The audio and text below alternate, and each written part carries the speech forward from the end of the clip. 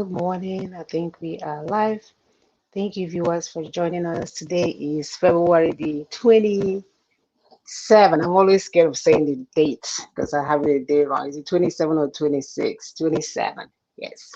February the 27th. And my name is Mona Chimsag. I'm here in Houston, Texas, and I have my sisters here with me, as well as our special guest, backed by popular demand. So she will be introducing herself shortly. Sisters, please go ahead. Good morning, viewers. My name is Augusta. I'm here in Richmond, Texas. Thank you for joining us.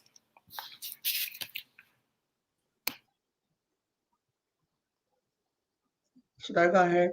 Yeah, it looks like she froze. Sister, you didn't hear me? No, I heard it. Is it okay? Yeah, go ahead. Yeah. Oh, good morning, viewers. My name is Dr. April Simon Okube. I'm in Lexington, Kentucky. Thank you for joining us. I want to give you a short food for thought. You have heard that it said that knowledge is power. But today we tell you that when you know what your enemy knows, you will fight him from the point of strength and not point of weakness. Whenever you are informed, remember that you have received the power to make a difference. So why not begin today? Thank you. Thank you. Exactly. Why not you begin today? So I hope everybody can hear us. Oh my God, Sister Sandy disappeared. Hopefully she will come back on. All right. Sister, we just text her. She comes back when she should wait, and I'll bring her in a few minutes. All right. So our topic today, as usual, we have this on Facebook on Wednesday. Wednesday by Thursday, we usually have this out. Can you guys hear me? I'm hearing noise. I hear double echo. You're hearing double echo? Yeah, like echo. Okay. What about now? Is it better? I'm still hearing echo. I don't know. August, what are you hearing? Okay. Yeah, it's like muffled sound. It's modeled. Okay, so maybe I need to. And where's Sister Ndidi? The network now. You know how that goes. Yeah, in that country. Echo cancellation button is click. Okay, is it gone? Is it better now? No? You're still hearing muffled? I don't know our audience. Okay, so Aisha said there is an echo. I don't know where. Okay, the Facebook is back on. I think Is it better now? Echo. So Augusta, speak. Let me watch. Let me see if Sister Augusta. So Augusta, can you speak? Yes. Augusta, can you hear me? Yes. Yeah. It's a bit. Is it clearer now? Sister Augusta is clear. What about me? It's only Sister Mona that is more. Yeah, that's where the echo is coming from. Yeah, but Augusta is okay, clear. Okay.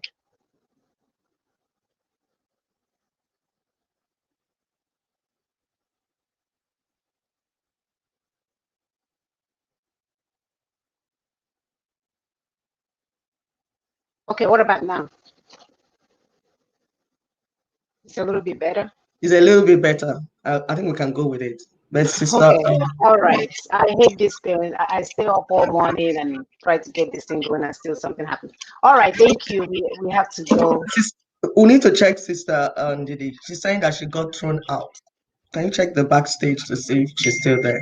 She just doesn't know what is going on. She got thrown out. Yeah, disconnected, as in the system threw her out. So check. Can you? Let me see. Comments. Can you have her try to log back in again? Okay.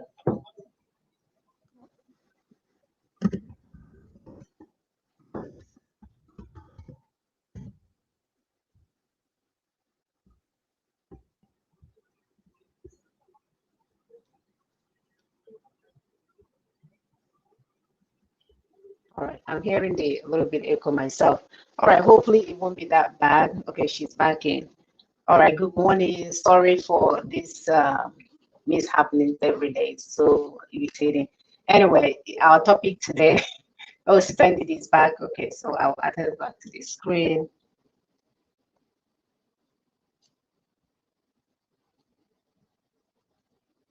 Yeah, freedom from everything holding us hostage. That's our topic today. Freedom from everything holding us hostage. So we are nations and nationalities and not a tribe. When you use the term like tribes or ethnic groups to describe us, you then buy into the lies of the colonial masters. There are those who kill and kidnap us today. These people have already kidnapped our sovereignty, heritage, and destiny. And they are still holding us hostage because majority of Nigerians are still suffering from what we call Stockholm Syndrome. I know some of us have heard this term before. Stockholm Syndrome is a psychological response that occurs when hostage or oppressors or the oppressed bond with their captors or abusers to the extent that they begin to sympathize with them and may go as far as feeling that they share common goals and causes. We'll be giving you guys some examples of this today. They may even begin to promote the cause of their oppressors and campaign for them at elections, just like we have witnessed in the southern and the middle belt of Nigeria since our lives, really. At a recent so-called urgent conversations event going on, the notorious body bag governor, the man himself, Erufai, made a presentation which was nothing but a true confession to the fact that the caliphate was not only pretending for the longest time not to know the real issue driving the country-wide demand for immediate restructuring and regional autonomy, or even the angry agitation going on for independence because of the dead country called Nigeria. Erufai maintained his dishonesty and insincerity by accusing the indigenous people of Nigeria, who have been calling for justice for the victims of 2017, the Aguata massacre, for instance, of ethnic profiling. He went further to say that to water down the already UN acknowledgement of genocide going on against the people in Nigeria, because these people happens to be his kinsmen.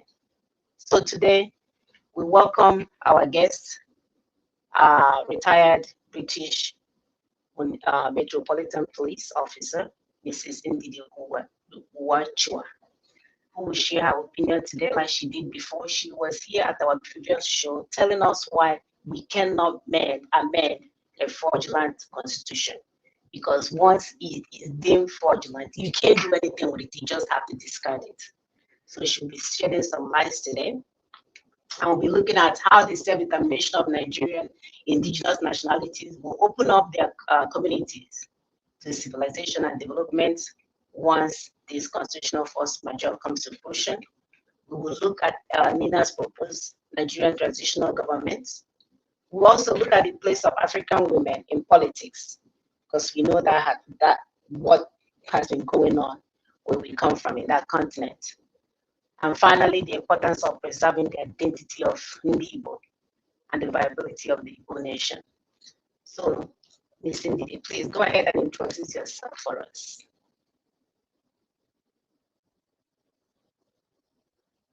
Can you hear me? Sister Ndidi. Hello, everyone. Oh, Can you hear me? Uh-huh. Yes. Yes, we can.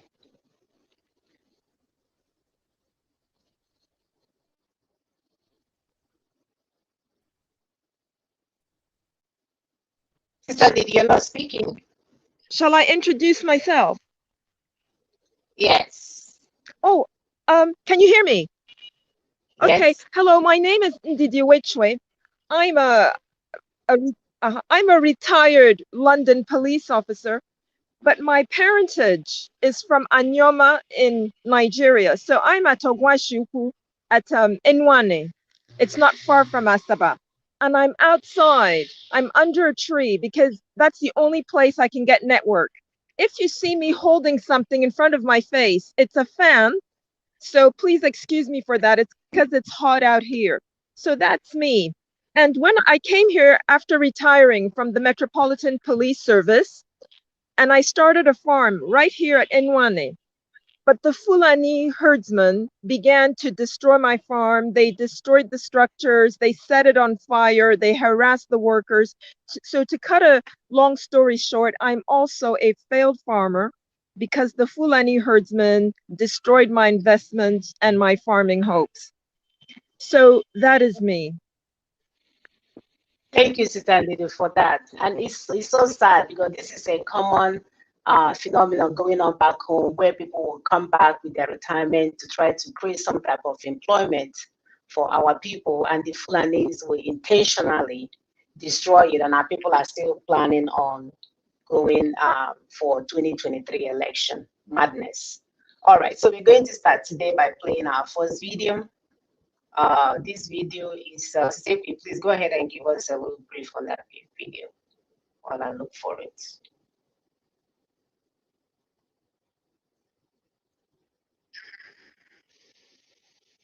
All right.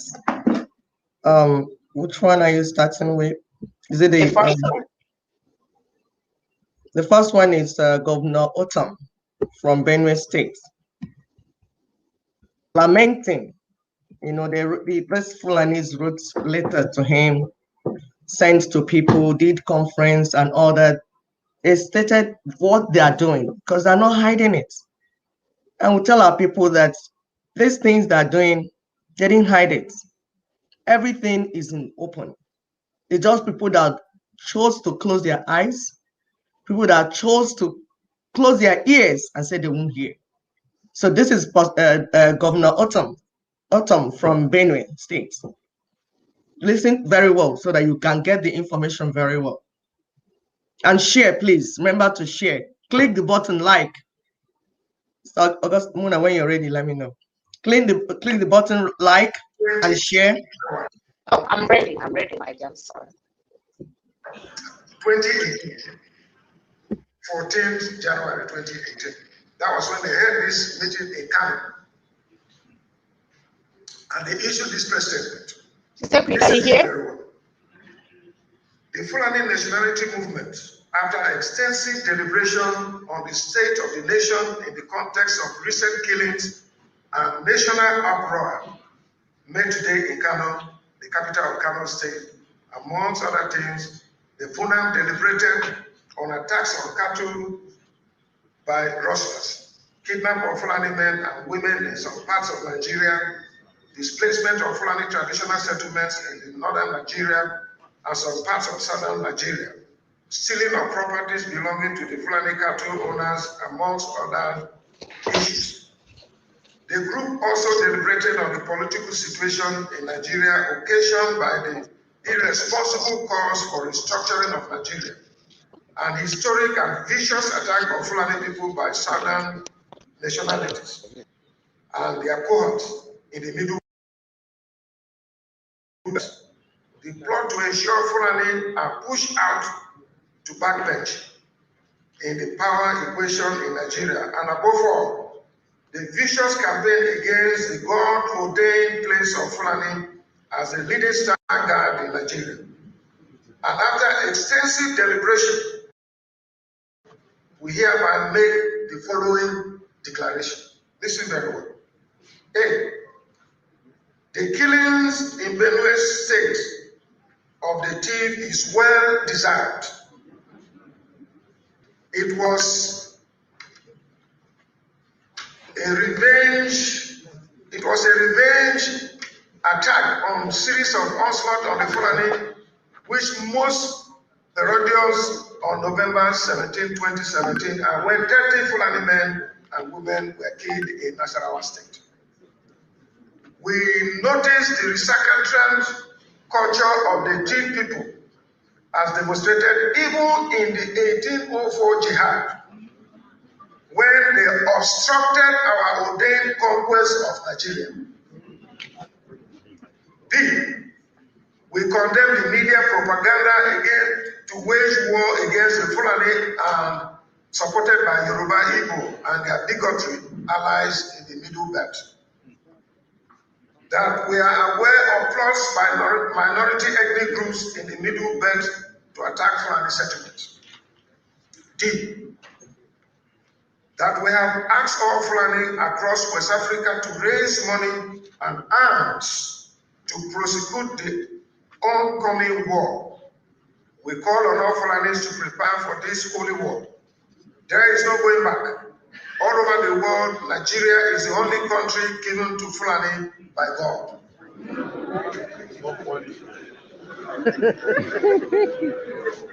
God punish them. Here's something.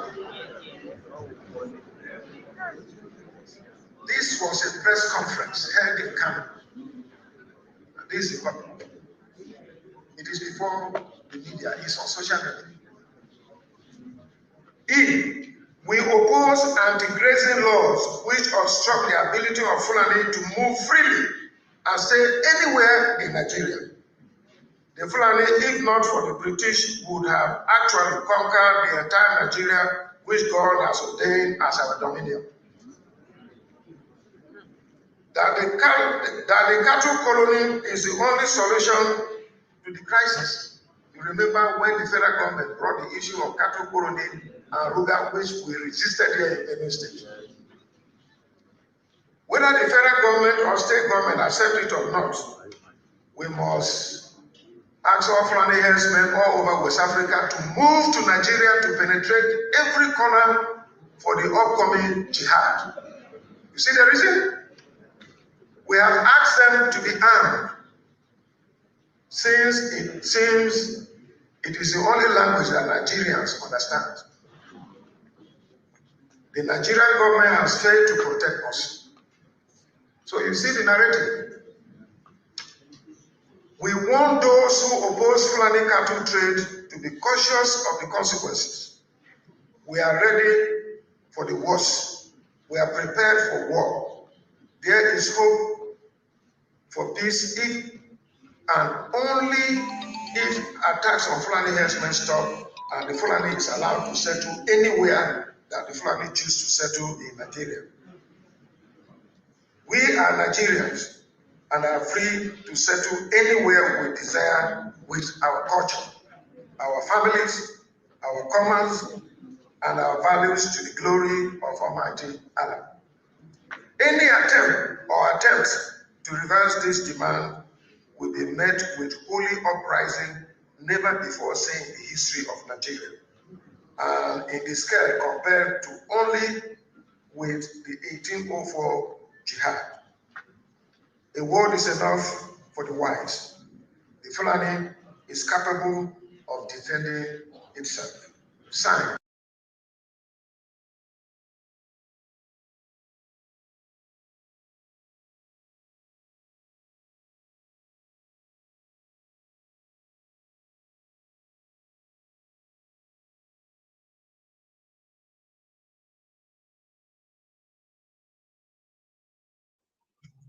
Is it me that it's not hearing? Sister Mona? You have to unmute yourself. She muted herself. So can you hear me now? Yes, I can hear you now. Okay. No, I was saying that, you know, this communique that he wrote, he mentioned was written in 2018. It's nothing new. Except Samona, you're muted again. It mute you. The thing muted you by itself. It's even a press conference. It was not even hidden. These people are not even hiding anything they're doing. They did a press conference in Kano. Where were my people? Where were the politicians? A press conference that is loaded like this. This loaded with details of everything that they needed to do and they want to do. And you still say you did not hear them. Are you deaf and dumb? Samuna, please unmute yourself so that I'll play the next one. Yes, you are unmuted now. Let's now hear the Sheikh Gumi. the almighty Gumi, that is the one that is speaking for the killers and the terrorists, and he's imposing them on us, and even telling the journalists, if you dare call them criminals, we come for you. Can you He's imagine? not hiding it on national TV. And some people that call themselves politicians are still saying they're not listening, they're not hearing. If you're not hearing, we are hearing, because it's we that we kill. Because you have your plane that once anything happens, you fly out of the country. The church leaders, anything happens, you fly out of the country. We cannot fly. Our people, our children cannot fly. They have nowhere to go to. So if you're not hearing the threats, we are hearing the threats. And we're not joking about it.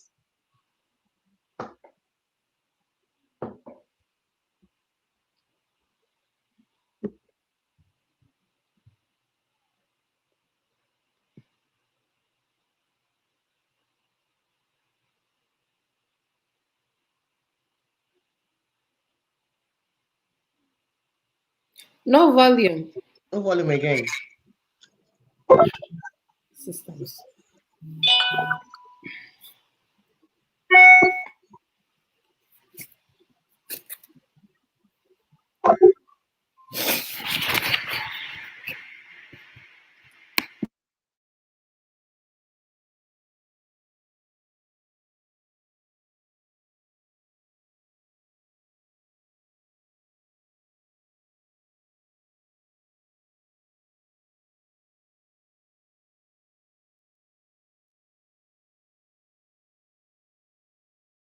To their police to escort us to a reasonable distance, because there are some bandits, or I call them now militants, that don't allow police to near.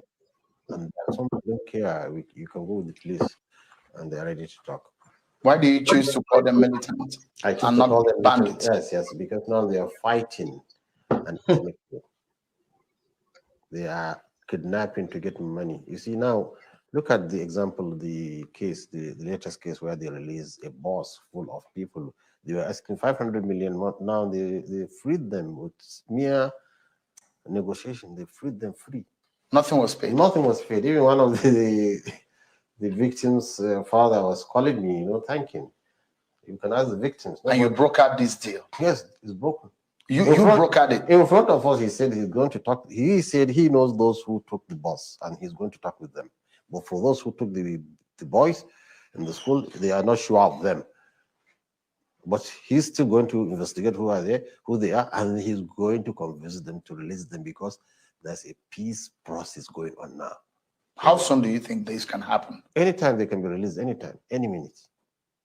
Since there's a peace process, so they're ready to lay down their arms, stop kidnapping, stop all the things they're doing. And you see, even we call them killer headsmen. How many people did they kill? They only kill, sometimes some of them are on drugs. Some of them are on drugs. So that killing is not killing they want the money. So they're ready and they're comfortable. They can keep somebody as long as they are, because they are in the bush, really in the bush. Getting there is very remote. They can keep somebody, so they don't have, when they kill, it must be accidental. Maybe somebody they took who is sick. But tell me, who they have killed? How many? Few. They've killed people. No, they don't kill. If they kill, in the boss, they kill people there. They want money from the people. They want, what do you call it? They burn down houses. They've killed people. This is another thing. That is that's not maybe if a nomadic man went to that village and he was killed or lynched, so they come in a group and ransack the village, not to steal, just to revenge. And this is their mode of defense, instilling fear.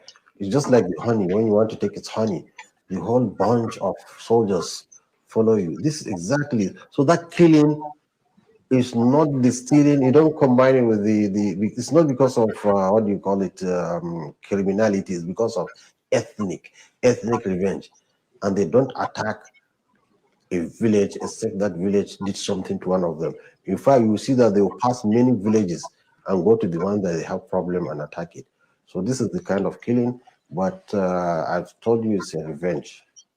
You were being heard. You heard on a video online that surfaced and you were making reference to the fact, telling the Fulani community that non-Muslim soldiers were responsible for the atrocities against them, but that the Fulanis retaliate by attacking both Muslims and non-Muslim. What do you mean by that? Okay, this is a misrepresentation, and it's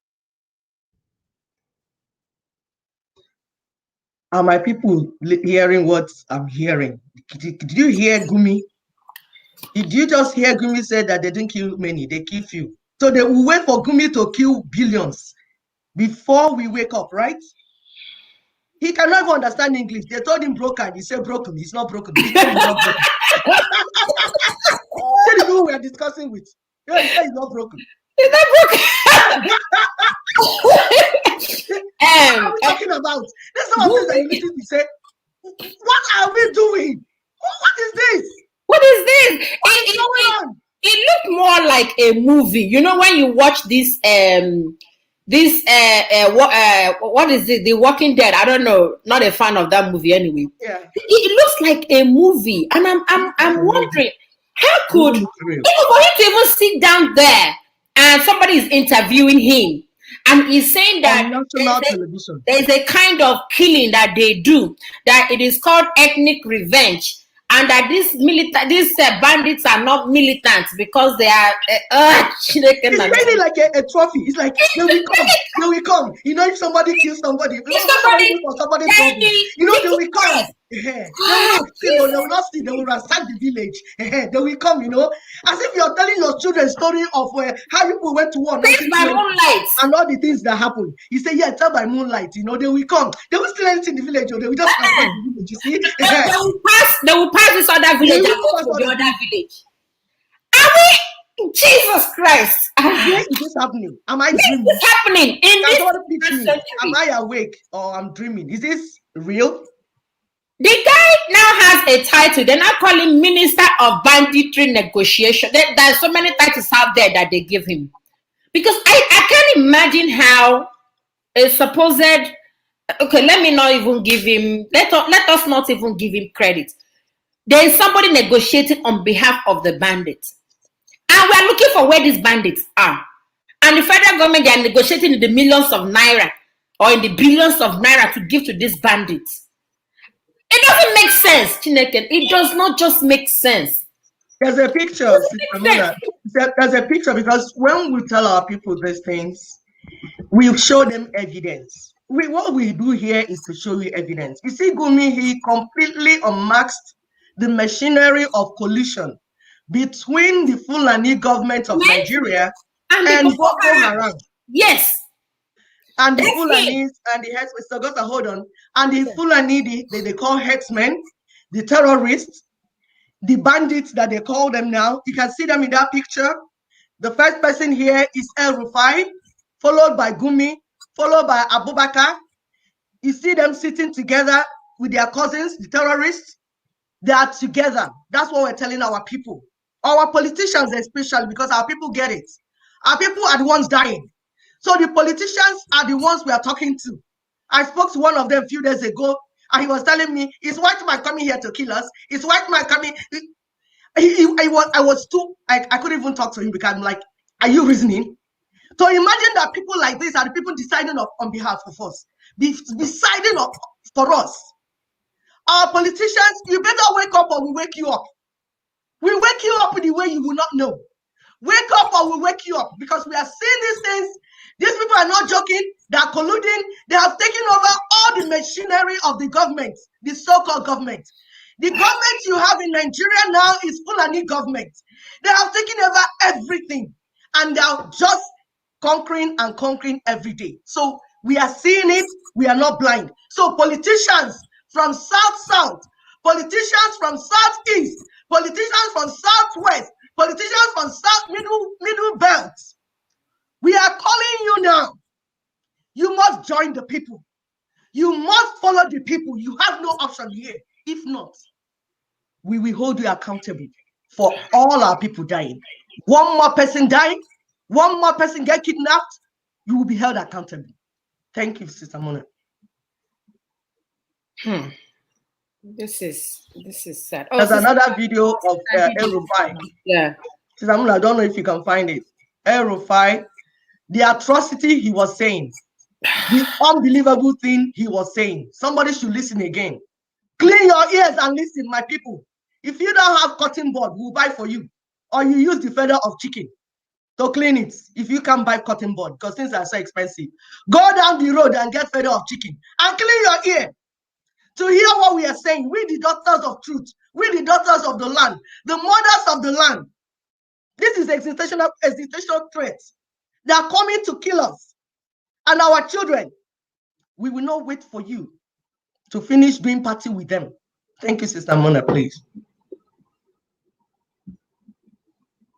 Not to kill our people. We're happy to do it. Is that the only solution that you?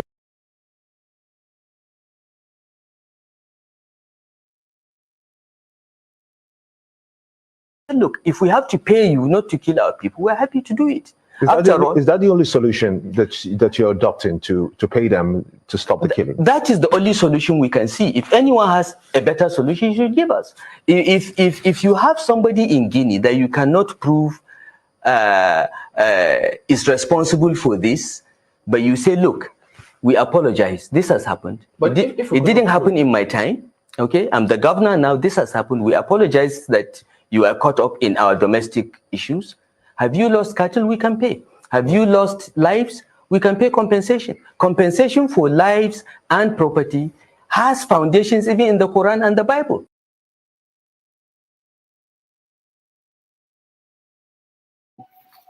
Hey, compensation.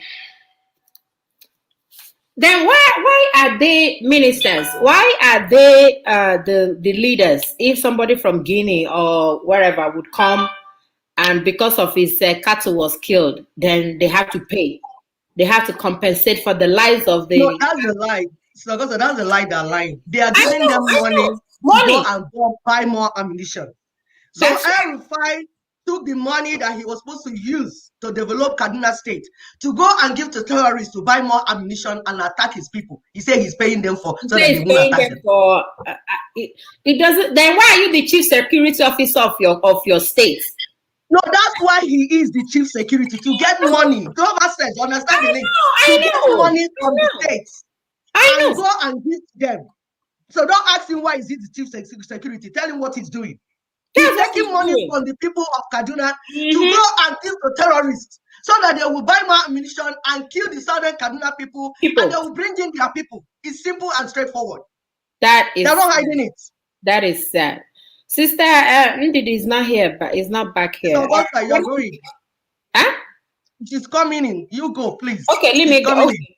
Yeah, so as we can see all along that Sheikh Gumi, Nasser El-Rufai, as the governor of Kaduna State, owned up to being a part of the illicit liaison and interface mechanism between this government of Nigeria and the murderous Fulani militia masquerading as herdsmen. With this magnitude of evidence, our politicians are still playing dumb. We suspect some of them are being blackmailed because they took money from Fulanis. So as a security expert, what can you say about the game Nigerian politicians are playing with this militia and terrorists and those sponsoring them? Is Sister Ndidi back? She's trying to. Yes. This is so sad. And, you know, as I said, our people, the politicians probably on our own side are being blackmailed. And we're like, okay, you are being blackmailed. Does that mean that the heads of our people would roll for your blackmail, for the blackmail that they have against you?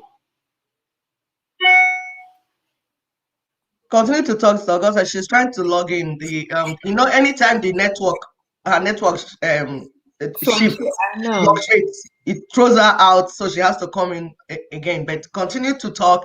We are trying to bring her in again. Yeah, okay. I mean, let us discuss it. You know, we are talking about El-Rufai and Sheikh Gumi, the roles that they are playing. They are negotiators in this. Oh, Sister Ndidi is back. Yes. Yeah. Sister so just repeat the last question. Yeah. Let me repeat the last question again. I said, can you hear me, Sister Ndidi? On mute. Yes, I can. I can hear you. Good. So as a security expert, what can you say about the game Nigerian politicians are playing with the militia and terrorists and those that are sponsoring them.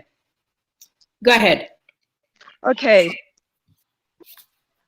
They're playing a game because they know that the Nigerian people will accept it. They're not going to be able to play this game if it was British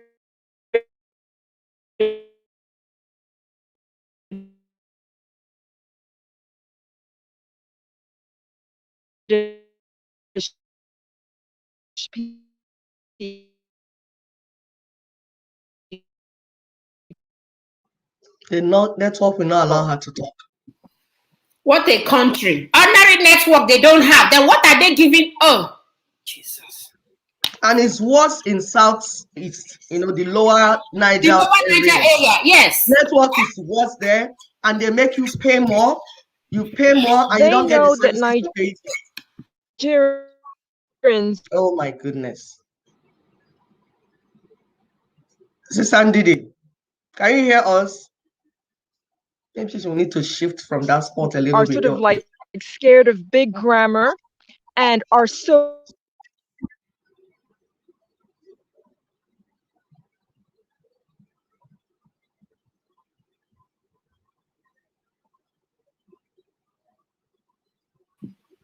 Can she use phone? Would phone work better? I think it's even phone she's using. What do you think she's using? Okay. Okay, what's that? okay, I'm back on. Okay. Sorry. It looks like I may be back. Am I back? Yes. Okay, what's happening is that they're tampering with the network.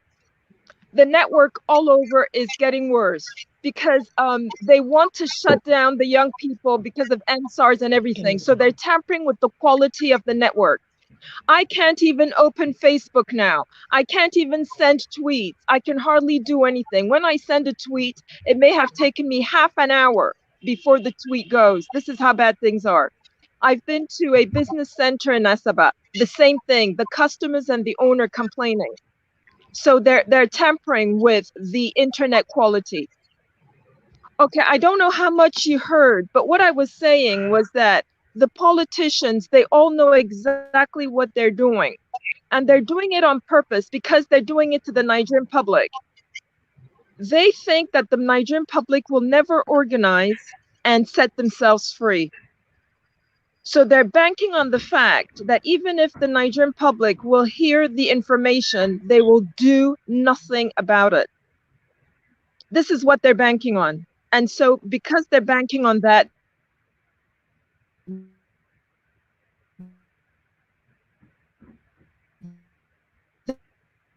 they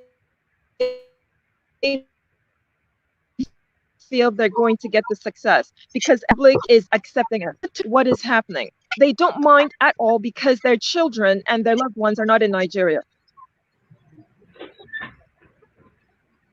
And they know that Nigerians will just, watch, sit down and watch.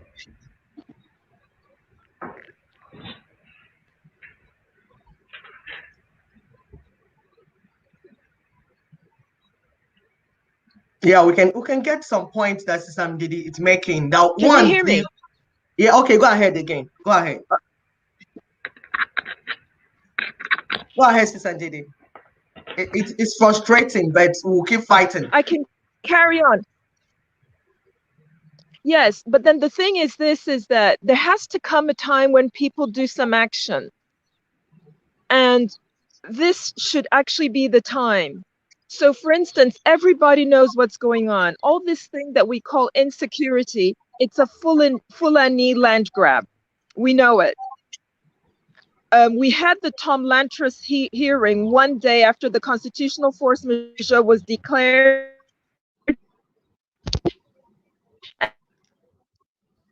And they made it clear that it's which is vague. We had the UK Parliament, Baroness Cox, saying the same thing. So everybody, both people within Nigeria and people outside Nigeria, are saying that there's something wrong. We all know there is something wrong. And we can stop it tomorrow if the people from the Middle Belt and South were to begin to do the right action. Yes. Thank you, Sister Ndidi. Thank you. We could pick things from what you're saying. We're telling our people that the international communities are aware of what is going on, and the politicians, because we are asking before that why the politicians not moving. So Sister Ndidi is saying that the politicians are not bothered because their children are not in Nigeria. Their children, their Exactly. families, their wives, and everything are outside. And those that are in have a standby private jets so that if anything happens, they fly out. So, but the owners of the land, they thought that we, the people, will not do anything. That we will hear these things and not do nothing, not do anything because we have not been doing anything. But now the people can work. And those that are asking what of the international communities, you can hear Sister Ndidi telling you that the international community is aware. They now know the truth. So we have nothing stopping us from taking the next step. Exactly. We have nothing stopping us. People, we have nothing stopping us. Sister Augustus, when you are ready, please go ahead. Should I continue or are you ready? Samuna, can you hear us? Samuna, can you hear us? Can you hear? No, I'm struggling. My stupid pen did not charge last time. Anyway, can you hear me now? So we can hear you now, yes. Okay, that's fine. Are you ready to speak? I did not hear a word Sister Ndidi said, but that's fine. I was gonna suggest if she's still having issues, maybe she was just calling on WhatsApp or whatever. Then Okay. Okay, maybe for next question, Sister Ndidi, can you hear Amuna? She said for next section, you can call in on audio. Since our people have seen you, we know who is talking. So you can call in on audio and we'll just take your comment as it comes. Do you understand? Sister Ndidi, can you hear me? I'll test that to her. Sister Amuna, if you're ready, just continue. Let me handle that. So we mentioned earlier about the Stockholm Syndrome. And again, this is a syndrome that promotes the captors that is putting their people hostage. So we wanted to give you guys some examples today because this thing is prevalent in every aspect of our lives. Any way you look at it, if you talk about religion, you think about our brothers and sisters that were taken from our land to go to Rome to study whatever they're studying over there, catecholism or whatever they call it, and Anglicanism and all of them. And then when they come back, mind you, these people will single you out. They will bring you in, be nice to you. You pray with them, and all of a sudden, you no longer realize you come from you come from Isuj, you come from Abba. You are now beginning to think you're a Roman, and you begin to act as such. So when we mention to say, oh, the thing that they brought to us, this is what it's doing, you will be the one that will come and swinging and fighting, and even you will swear, you will cut off your people before you will cut them off. And these are the system or the strategies that these people use in order to bring us down. And then you look at the families, family members living together, spouses, they will sabotage each other. Some of them will be in a place where you are to the point where you are living like a roommate. Then when it comes for you to do the right thing, instead of you to call out the spouse on what they're doing wrong, let me give an example with Okorocha and his wife that built a whole estate with the name of the wife, a whole estate. A woman that doesn't have a job, she's the wife of a governor. She built a whole estate in her name when our people are living in abject poverty. And then when time comes, for our people to stand up and fight these oppressors, because that's what they are. For so many years, Okorocha, whatever his name is, did not pay our teachers. He did not pay anyone. He was apparently using the money for his own good. When it was time for our people to stand up after he went to the, was it a prison or police officer's office? I don't know where he went, that he was shooting every 10 minutes. What did our people do when he come out? They welcomed him. Our teachers, the same teachers that weren't paid, get students ready to come out on the streets to protest on his behalf. And then you have youth, that is out there promoting Okorocha because he's the one gaining from them. And we are saying we are just tired of all the examples are limitless. I can go on and on and on and on and on about all the things that our people are doing in order for things to happen for them. Then you talk about those that are in Europe. A sister showed a picture like a video last week, wasn't even a picture, a video last week of a brother that is well known in Nigeria, well celebrated in Nigeria, where another man is having sex with him, with his leg up in the air, and actually having sex with and taking a picture of him, a man to man, all in the name to get what? Green card. All in the name to get European, I don't know what they give them in Europe. And we're saying that this whole thing has to come to a stop. If you have been sabotaged, they give you the green card or they sleep with you in order for you to get that green card because you have to label yourself some things that we're not comfortable with. Once you have that label, you'll get your papers in some of these places. And these are the things that they have used to sabotage our people. And then not only are they sabotaging you, now the same person that slept with you may then hold you hostage. Where the only thing that the only way you can get out of it, maybe you wanted to do it 1 or 2 times to get what you want, all of a sudden the man will take you. Now you have to go and give him what he wants every time he wants it. Every time he wants it. And we're saying enough of the sabotage. If they have held you hostage because you help Okorocha hide our money, and he's telling you, oh, if you do this, I will tell our people what you did. We are saying it's okay. We know what you did. We all know what you did in your marriages, in your churches, in your whatever area that you're in. We know what you did. We're saying it's enough. Do not let anyone use whatever that was done in secret to sabotage you. You call yourself a politician. You used all our money for yourself. You use it to send your children to school and pay for their 4-year college the same semester. Everybody's paying semester by semester. You're paying 10 years each so that in case if they fail a class, they can still graduate. We're saying it's okay. The DSS or whoever or EFCs that is coming to arrest you, their chairperson, wasn't he the one that was caught with 157 houses? Sisters, right? 157 houses. So we are saying it's enough of the sabotage. Do not let anyone sabotage you in any format, in any form. Do not let them use that to hold you hostage, where you cannot come out and speak for your people, where you are afraid that if you come out to say whatever, somebody will arrest you. It's okay. We know that you did it. We know that you opened up a road franchise and defrauded our people. We're saying stop it. Stop from now. We are good. We are good to go. Stop deceiving our people. Stop lying or living in a place where you think, oh, there is no way out. There is a way out. The only person that will hold himself hostage now is you.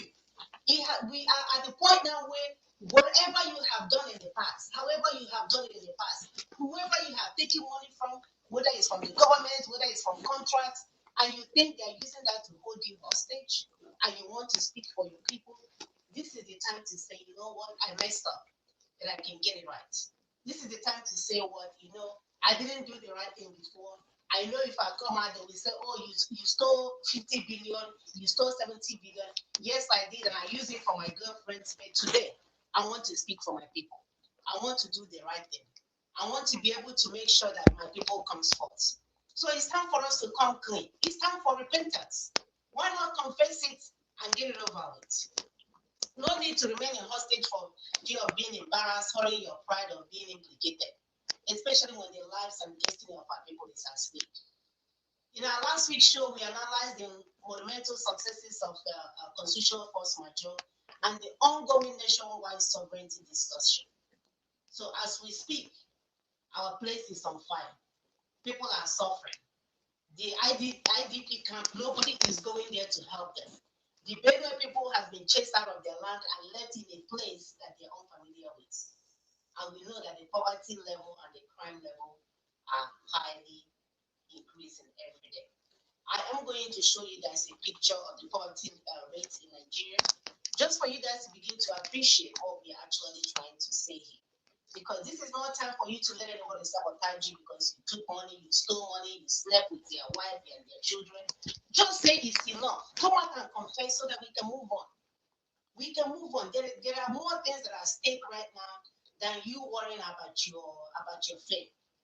So my brother-in-law will say that you have to face your shame in order to regain your fame. And that's the way he says it. You have to face your shame in order to regain your fame. So this is a time for you to face your shame so that you can regain your fame. Your people are counting on you to do the right thing. Your people are waiting on you to do the right thing.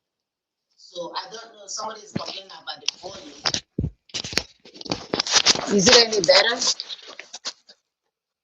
Yeah, somebody is better. Okay, so I have this keep it upside down. So yeah, so this is the time for you to, what I was saying earlier, this is the time for you to come out and face your shame in whatever you have done in the past, so that we can reclaim our fame. We no longer have time to waste. The hunger is too much in the land, and the earlier that you come out to do the right thing, the better for all of us. This is not time for finger pointing. We are remotely interested in finger pointing. We want results. We want results. We want things that will work for our people. And the earlier that you come on board to join us, the better for all of us. So let me find that picture so that I can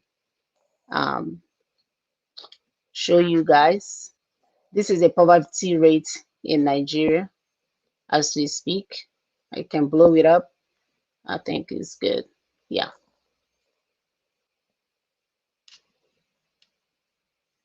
Okay, this is as big as it gets. So, Sisek, you wanna go ahead so I can put this mic down and manipulate this thing? Yes, it's August.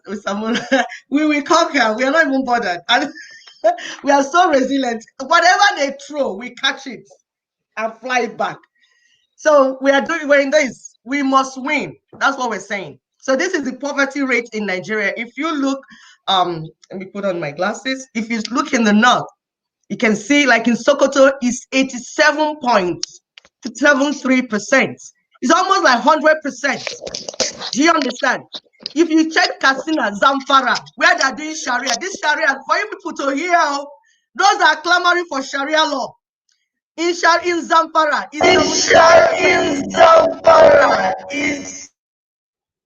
okay.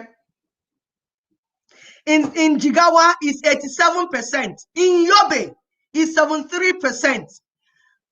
Kebbi, Kano, 55%. Kaduna, 43%. Bauchi, that man that said that Fulani, the population is flowing and is flooding. It's 61%.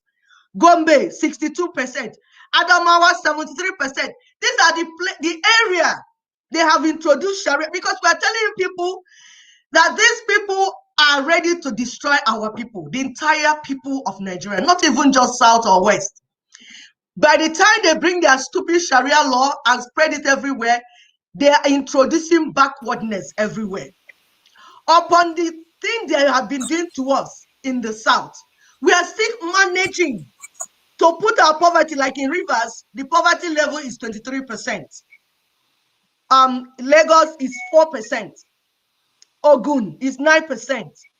Ondo is 12%. Abia is 30%. Because of all the bad governors you're having in Southeast. This is what it is currently. And we're telling our people. Now, what you do usually is, if something is working, you work well with it. Is that not common sense? Mm-hmm. Up north, they say they believe in Sharia. Mm. And with Sharia, they have killed their people. They have put their people into permanent reverse gear. Poverty, reverse gear, where the world is moving. Globally, you can see where the world is going. These people are back. The gear is on reverse. Going to 18 centuries. Is that what they want to bring here? Because of this attitude, they are holding the entire country down. And we're telling our people, we do not want to continue with this poverty anymore. We're not going to wait for politicians 2023. We will not wait. Sister Augusta, can you go ahead? You want to go ahead? No, I just wanted to point out, if you go back to that map, the poverty map, you could see you made mention of those states, 40 or 50, 80 something, almost 100% for the northern region. And if you go to the eastern region, you will see that Ebonyi is in line with the Sharia states. Go back to that map if you can. Okay. Ebonyi is in line with the Sharia state. I think it's about 70-something% with Ebonyi. Please let's see it again, because it's very important. That's what I tell our people. We are here to analyze things critically. We're not here for Akukiho. We're not telling you stories. We are pointing things out for you to see. Okay, see the Ebonyi. Where is it? See the Ebonyi. Ebonyi that is in southeast. East, yes. And it's about 80% for Ebonyi, which is in line with the Sharia states in the north, which is like the Zamfara, Jigawa, Yoruba, and all that. Yeah, So, their governor allow them. exactly. And their governor is the one allowing the infiltration of the Fulanis to settle. That is where they have the biggest, I think in Afikpo, they have, is it not part of Afikpo area where they have the biggest mosque, Islamic secondary school. Islamic school and not what's not or what's not. So he opened door. Umar opened door for Sharia people to come in. Now you can see that even Ebonyi, it's not in line with the other. With the south. No. Yes, the poverty level in Ebonyi. And see his brother Enugu by the corner. Can you see where he's going? Can you see where he's going from up and flowing down? Can you see where he's entering? So is in line, and that's what we are talking about. That these people, their primary what is it called? Objective is to go in there, take away the land, and take away the resources of the land. You understand? Not even to better the people, their people. No, I don't know what this thing they are using it to kill and maim for their jihad. It has been, documented in the past that these people have an agenda and they have not reneged from their agenda one day. So they are still ongoing with their agenda. So that is why Ebonyi looks like part of them. Ebonyi looks like them. And we are saying we, the entire South, the lower Niger area, once this thing passes through, the CFM that we've been working on so far gets to the end, we are taking back, the power is going back to the people, not to the politicians that are allowing all these people to come into the system and mess up with the system. From the initial video of Governor Otom talking about how they came to Benue, IDP camps, they would come into a particular place, clear it, and move the people away from that from their own land, from their own land. They will move them away, and if you will now go to one corner in an IDP camp where there's no electricity, there's nothing. It's a camp. It's like campfire setting. There's no toilets, nothing. Meanwhile, the owners of the land have been moved away. Then these Fulanis have taken over their land. And we are saying enough is enough. These people are crazy. So they know what they are doing. Our people just have to, key into what is going on right now. They have to key in. And we are told everybody that power belongs to the people, not to the politician. Once you start having that in your score, you know that yes, we are good to go. Yeah, continue. It's so funny how our people are watching this thing. I don't know if they think it's a movie, because sometimes you watch horror things in a movie and you go home because it's not real. It's not gonna happen in reality. So here we are all this while. These people, they've been showing us in medicine, they will say signs and symptoms of what they're going to do. Signs and symptoms of everything they're going to do, from their forefather telling them they will never allow us to control our destiny, to them moving along in our country with a license plate that said they are born to rule us, to our governors dancing their tones. They will come in public and fight, and then Ukrawusa and his Ojos Okan or whatever, they will go and give themselves a high five, they are fighting, but they are really friends. All along, all these things are in cahoots to deceive our people. And we're telling you guys, we know that Africans find it difficult to understand that life can actually be easy. And we give it so many examples here. Where I work, we park in a garage. And one day, one door was broken and one was open. Do you know that people lined up?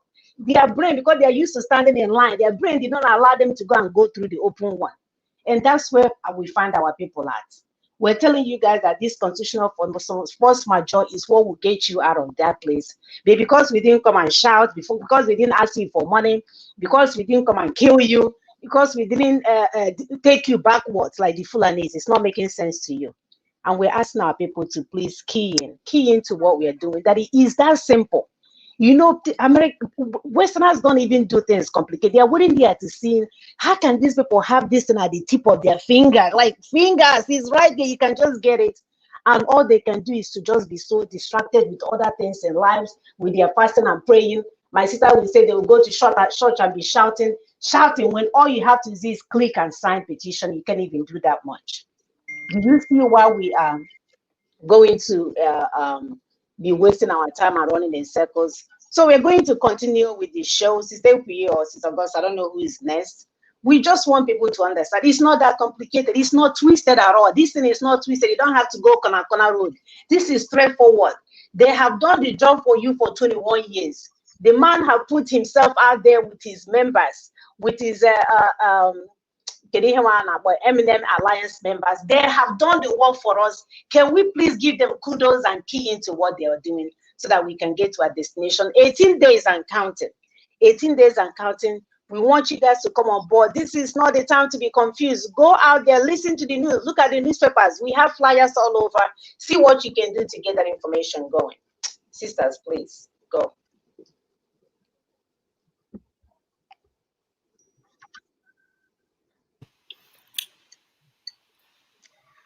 So, sister, yeah, can we get her? Are we able to get her probably on WhatsApp phone? I think that would work better. WhatsApp is not working either, so I'm trying to get her directly. Jesus Christ, this is sad. Yeah, because our people are completely and they do this only if you're in our area. If you call Lagos now, you will go through. If you go through Nasarawa forest. If you call those terrorists in the forest, they will answer the phone immediately. It's only our people that they're doing this to. Once your sibling goes from Lagos to the village, try to get them on the phone. They will be running around from one side and they pay more. They will charge you guys more. But once they go out and go to the eastern part of the place called Nigeria, they will be running back and forth to get reception while we pay more money for it. So it's sad. We are tired. We don't want to belong in a nation who is interested to use a fan and be fanning a cow when our people are living under the bridges. It's not even funny anymore. We have to go. We have to go. We need to end this place called this failed state called Nigeria. It does not belong to a human being. It's an experiment that the British will think that within a year we'll tell them how we are done with this. I know. You did not know that we'll carry on for 100 years and be here lamented. They are flabbergasted. They're like, what manner of people are this? Who are these animals that you can put in a cage? Even we are worse than animals. So it's time for us to take the bull by the horn and get where we're going. We're not waiting for anybody else to tell us. We have already have this process. We do not have a constitution. So Nigeria has no basis for existence. There's no constitution. There is none. That alone, go and ask. You guys, you have data. Go and call your Western counterparts. Ask them. When there is no constitution, the state does not exist because it's the constituents that will make up the constitution, which we do not have in that country as we speak. Why is that difficult to understand? Why are we finding it hard to understand? Why are we being distracted with all the other time, de facto government, this? We're telling you, you're not even in the country. You're not. It doesn't even exist. Constitution does not exist. All we have is those criminals in power. You will have somebody like Abaribe will tell you, I'm not in government because he knows there's no government, and he's right. He's not in government. He's existing in air. So we really have to go on with this. Sister, any luck? Waiting for Gosa to answer the next question. Okay, all right, sister. Okay, like last week, the show that we analyzed the monumental success of the December 16, 2020 CFM and the ongoing nationwide sovereignty discussion. As we see, as Samuna showed us the poverty rate in Nigeria, you could see that it is concentrated on the northern area where they have the Sharia state. So as a result, we have told Nigerian politicians that want to wait till 2023 that things have changed, and they know this. They know, and we want them to know that things have changed, and that's why we're insisting that they should close shop. So now to Sister Ndidi, do you think that the self-determination of the Nigerian indigenous nationalities will open up our communities to civilization and development? Sister Ndidi, can you go? Did you hear? Yes, I heard. Yes, I'll answer. Okay. Before I even go to it, I want our listeners to understand that freedom is very close. It is extremely close. The people of Lower Niger Congress and the Alliance, they've done so much of the work. They broke it up into 16 stages. They did 13. We're at number 14. So we are very, very close. But when we ask, we say, oh, why is he the West? Why isn't the international community doing something? That's what they're asking us. They're saying to Nigerians, why aren't Nigerians doing anything? We're not going to come in until we see Nigerians doing something to save themselves. So can you see? And as my sister said, that petition, signing the petition, it's only a click. But what it's showing the international community is, yes, Nigerians want to change. They want to change in their country. So signing that petition is so important. And they've made it easy now because you can sign it by using your phone. I actually got my security guys to get it done. I did it for them. I used my phone, I put their name and their phone numbers, and they signed the petition. So that's something we can all do. So when we're asking what is the international community doing, we also have to ask, what am I doing? Are you funding it? Are you volunteering? Are you signing the petition? So you need to ask yourself, what am I doing? And the freedom is so close right now because the others have done so much of the work. Okay, now I'm going to answer about self-determination. Yes, self-determination is what the people in America have. So for instance, the people of California, they have self-determination to do what they want in a democratic way in California. The people of Texas, they have self-determination to do in a democratic way what they want in Texas. The people of England, the same. So the people of Scotland, they have self-determination in Scotland, and they can vote on what they want to do, and they have self-determination in Scotland, even though Scotland is a part of the United Kingdom. Now, in Nigeria, what happened to us is that this fellow called Amadubelo, he went and told us his plan. When I'm going to read out what he said. I'm looking at it as a London police officer. The man had a mental illness because a normal human being would not say such a thing.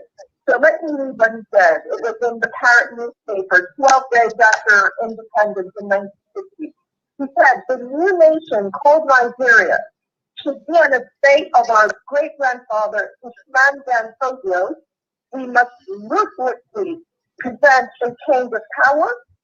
We use the minorities in the north as willing tools and the south as a conquered territory, and never allow them to rule over us, and never allow them to have control over their future.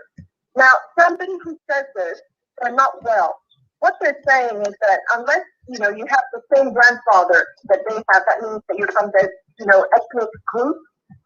You're going to be a slave, you're going to be poor, you're going to be oppressed. And this 1999 Constitution, through the 68 items exclusive list, is how they've managed it. That 68 item exclusive list is what has stopped everybody from being able to control their future. It has tied everybody down, and it has removed the self-determination of the people. So, for instance, things like defense. You can't defend the city. And all the armed security, whether it's civil defense, police, immigration, the military, the Navy, all these people, they're under federal control. So it's only what the federal government gives you is what you're going to get. So if you're in Southern Kaduna and people have come to kill you, and the federal government has decided they will not allow you to have any weapons, and they're not going to send any soldiers to save you, that's your loss. So essentially, you have no self-determination. Another thing is like the registering of the company. In England, companies are registered locally by the local council. So it should actually be done locally. But in Nigeria, it's the federal government that will register companies. They will have offices, like there's an office in Asaba. But that office in Asaba is under the control of Abuja. So for instance, and that's not giving examples of what could have happened. Imagine that there's a young man from Asaba. He wants to open a company to make cars. He wants to make cars for Nigeria. He puts his application to CAC, and the people at Abuja will see, this Asaba boy wants to have a factory making cars. They don't want him to have it. So they will deny him the registration of that company. Somebody else may want to open another tech company. It's an Asaba. They don't want Asaba to grow. They'll deny it. So can you see what's going on? Because the federal government is in charge of registering the companies, they are the ones who will decide if any area is going to grow or not. And if an area does not grow, the only thing that's going to happen is poverty. And that's exactly what we're seeing in Nigeria, which is poverty. And when it comes to our block, the lower Niger block, that is the part of Nigeria that is actually providing all the money. It's, the Niger Delta state, the oil producing state, and the Igbo state. And for all of us to understand the urgency of the time, for the past 16 years, it's been the crude oil of the oil producing areas that everybody has been using in this country. 2 years ago, Buhari said they're now going to switch to gas. The reason they're switching to gas is because the world is leaving crude oil behind. And he said what they're switching to gas. And he mentioned the 5 Igbo states, all the 5 Igbo states. They're going to be pumping the gas from the 5 Igbo states to the north, and that is the money that they're going to be using to grow themselves. So can you see how that's being done? And this is the money that the people from the Igbo areas are supposed to use to develop their land. And if anybody wanted any of that money, they get a loan and they pay interest in a normal way. But not in Nigeria because we don't have self-determination because of this 1999 constitution. So that's why I say that decommissioning the 1999 Nigeria constitution will lift people out of poverty. Thank you. Thank you. So Thank you, Sister Ndidi.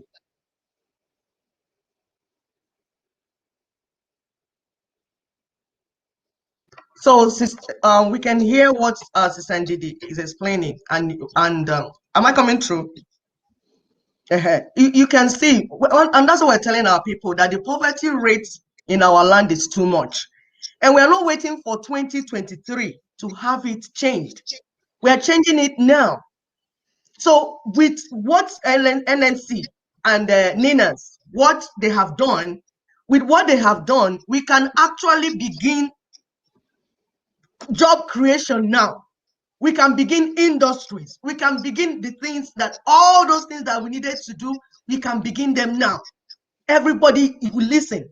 So the self-determination we're talking about, like Sister Ndida said, that Dinas is talking about, we open up communities to civilization and development. Immediately, not 2023. We are not postponing, we are dying.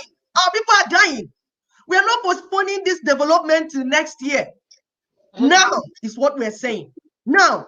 And you see why Ninas is proposing a transitional government to be put in place immediately, like South Africa did 1990.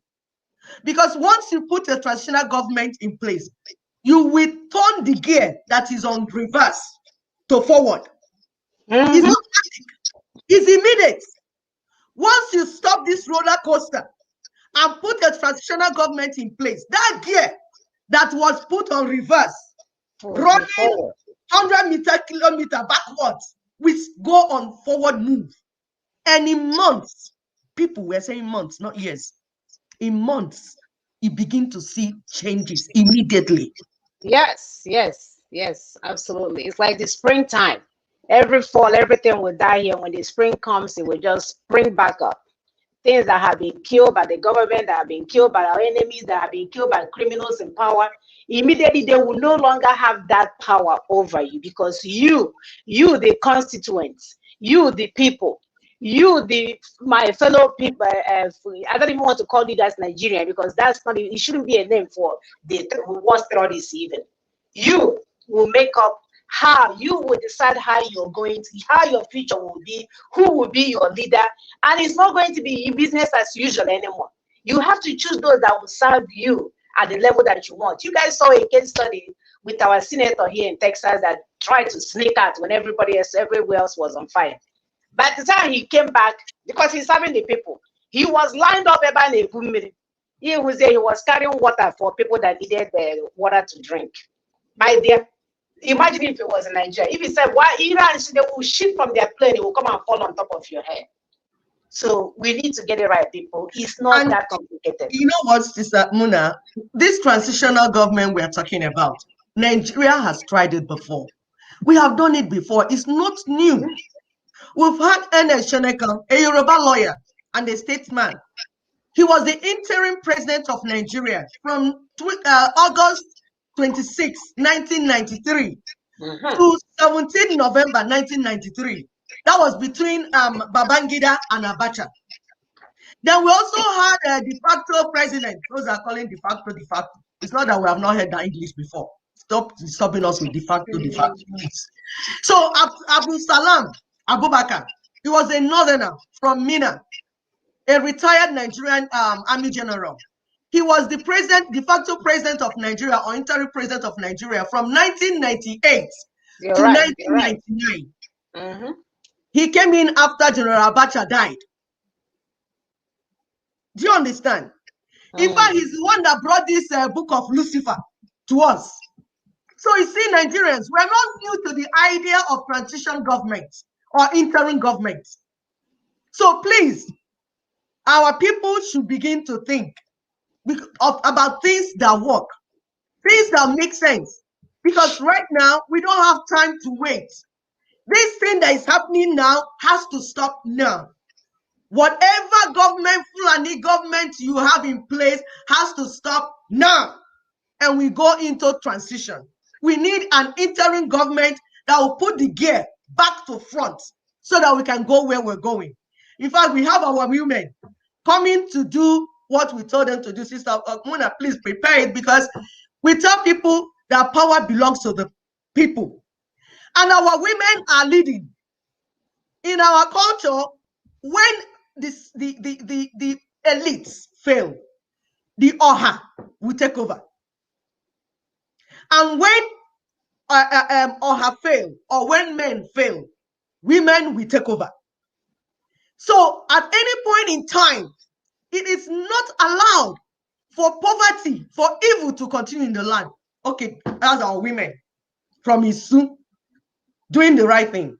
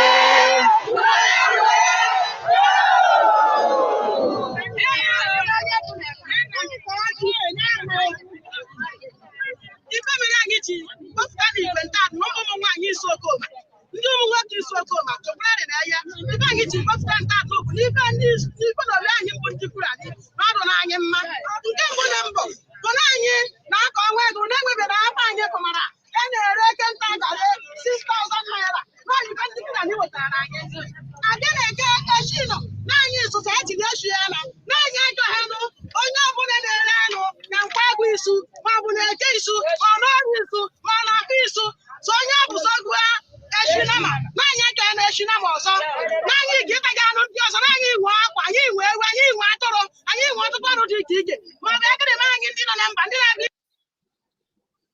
Good Awesome. job. Good job. Good job, women. ladies. Good job. You see, these women of Isu, some of people, maybe people do not understand, those that don't understand Igbo. What they're saying is that they don't want to eat cow meat anymore because it doesn't make sense that people are killing you and you're patronizing them. It's unheard of. So these are the daughters of the land. These are the women. How can people be raping you, raping your daughters, and you're eating their meat? It doesn't make sense. So they are coming together to say they will not eat Fulani cow meat anymore. Imagine what happened when all the women, are we okay? Imagine when all the women in Middle Belt, Southwest, Southeast, the entire South boycott the cow meat. The market is over now. What are we still talking about? And what will they be coming to your land? So you see, the cow is an excuse that they are using to come in your neighborhood to kill you. So if you stop eating the cow, they will stop coming to your neighborhood. It's a no-brainer. It's simple and straightforward. You don't even begin to, because they won't have any excuse anymore. Are we okay? So you find out that this is true democracy. When the system is failing, the people will come in to do what they need to do. In Igbo system, it's already like that. And I know some African system, they have the same thing. Where in the family, in town, their system, this is not the first time we're seeing democracy. So especially in critical matters like insecurity and where they're about to kill us, it's not time to play around. It's not time to say we're waiting for politicians. No. We are no more waiting for politicians. We must deal with these things immediately and squarely.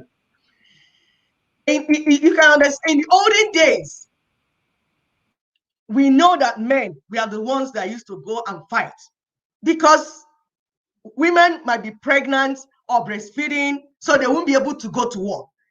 So, but these days, the type of war has changed. It's no more physical war. It's more of intellect, brain work. That is what we need. So we need more women. You see, as women are coming out now to raise their voice, to put their voice in what is going on, this is what we want. So we are calling on women, please, this is time to come in and join this war. This is not the type of war you're leaving for men to fight alone. Because it's not a physical war that we are saying, go and carry gun. You say, oh, I'm pregnant or I'm breastfeeding. This is a war you can fight through phone, through your laptop, technology, with your brain. Women that are in influential positions. We have some women in politics. And those politicians, they have women. They have wives. Women, talk to your husbands that are killing us. Do not just concentrate on fashion and food. It is time to think critically. It's time to say, what is even going on? And you know, it's been proven that most women are blessed with brain capacity and ability to multitask. So we want more women into politics in Africa. We want more women in decision-making positions. And when you get there, don't just go sit there and start rubbing your face with pancake. Go there, use your brain or opening cleavage for men. That's not why we're sending you there. You're not a sex toy. You have something in your brain. Use what is in your brain. We're calling on our women. The way things are changing, even breastfeeding now. Sister Muna was discussing with me how they pump, the new breastfeeding pumps. At the time, she will come in later to tell us about it.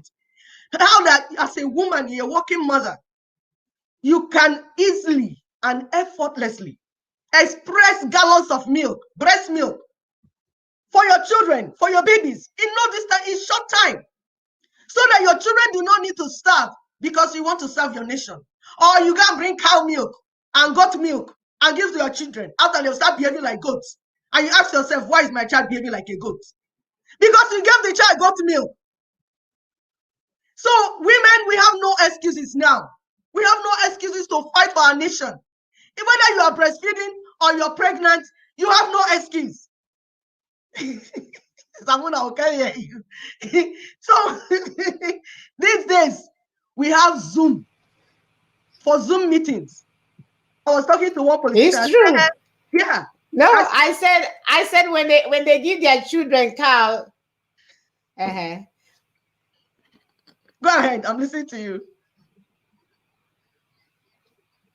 Samuna. No, I said when they give their children cow, they become moo, moo, moo. That's all you'll be seeing everywhere. Moo. You're right about the breastfeeding. So there is a breast pump where you will be in an executive meeting and the pump is pumping away the breast milk while you deliver your message, and it will be pumping in a bag beside you. Nobody will know what's in your handbag. So things have changed. So we no longer want to use breastfeeding and this as an excuse. And thank God for technology, like Sister Ekwe said. You can be cooking and be having your Zoom meeting. So we have so many platforms now to be engaged in what is going on. There's no more excuses. There is no more excuses where we cannot be involved, because if you're not involved, the future of your children, even the one you're giving cow breast milk, not only will he turn into a cow, he will turn into a alamajiri self. So we must have to get this whole thing going. Our sisters, this is the time to rise up. Do not wait for anybody else to do this for you. Our children is expecting, just like always, for us to fight for them. Like we fight in our family. We fight for the right things to be done. We fight for things to move forward. And then when you sit there and you see a family moving forward, you give the man the credit. It's okay. We don't even care. We just want things to move forward. That's all. We just want things to move forward because our children deserves better. So please, sisters, do not let anyone intimidate you because somebody is saying, oh, this Nigerian thing, is this what women are involved in? So, but the men have been involved all your lives. We have that. We have markets, like somebody will say, our markets with all of that. So there's no one better than your mother, who will always love you more than anything else, who will always want more. We are not, it's never enough. Yes. For the things that we want for our children. And so please continue. Yes. I don't know if my mic is working. Are you hearing us? Sister Ndidi has an opinion on what we are discussing, because we want more women in politics. Like Sister Mona said, we don't have excuse now. Our politicians cannot be having political meetings in midnight. We have Zoom now. So if they decide to put it midnight, we call in through Zoom while we are pregnant or breastfeeding. We can't use that as an excuse anymore not to do the right thing. Sister Ndidi, please go ahead. Can you hear us? Yes, I'll add to what my sister said. Yes, I can. Yes, please. Can you hear me? Yes, we can hear you. Can you hear Sister Ndidi? I'll add to what my sister. I'll add to what my sister said. It's time for women to get involved in politics. This is now the 21st century. And when we say politics, we're not saying you should vie necessarily for political position, but you should be aware what politics is about. You should be going to the local meetings in your area. You need to know what your party stands for. You need to know what are the issues in the society. You need to begin to read big grammar. This is what people do in Western countries where all of us want to be in. And we can do it right here in the new country that we're going to be making. But even now, before we get that new country, now is the time for women to begin to get involved. And don't say, oh, it's a man saying, no, go and get involved. Get the information. And when you get the information, tell your children. Because once your child is about 11 years old, you can begin to explain to them things about politics. So it's so important that women get involved because when war happens, it's the women that suffer the most. The women sure suffer the most. And it's when politics goes wrong, that's when war happens. And it's the women that will suffer and their children. So it's best that the women get involved now rather than facing war. So that's women. And I'll now talk about the transitional government. It's just a pity that because of the network, I'm not even a part of the show. So, I know that in terms of listening to what was said, but I'll explain why we need a transitional government. Because you're going to find people who want Nigeria to stand it is, from politicians, from lawyers, from pastors and civil servants who are making money from Nigeria the way it is, and their children would be abroad. So they're going to say to you, do you want to get rid of Buhari? You want to get rid of Buhari? You kind of why the spirit. So you just kind of why we're talking about transitional government. Transitional government is part of this constitutional force majeure process. It has several arms. It's like a forge. You know, a forge has 3 or 4 prongs. It has several arms. One of it is the petition, and one of them is this transitional government. And the reason we need a transitional government is extremely simple. A primary school child will understand, and I'll explain. Nigeria is not a real country because the constitution is a make-believe constitution. It's not a real one. So we have nothing to be holding this union. All of us can be running around wild and doing what we want because there's no constitution. But we don't want to run around wild, everybody doing their own thing. So part of the constitutional force majeure is to decommission this forged instrument, the fake constitution, the 1999 constitution. It's going to be, which means you bury it. You tear it up and you bury it. So when you decommission it and you start the process, it means you have no country. It means also you have no government. You have no government. You have no government. Why am I saying that? It's the Constitution that creates the government. It's this 1999 document that we call the Constitution that created President Buhari's position. It's that document that created Vice President Osinbajo's position. It's that document that created the Senate. It's that document that created the House of Reps, you know, the governors and all these things. This is why we need to go to transitional government. Because when you decommission that 1999 Constitution document, it means we now have no government at all. But we don't want anarchy. So we now have a temporary government. And that's what a transitional government is for. It's to prevent anarchy. So a transitional government is a temporary government.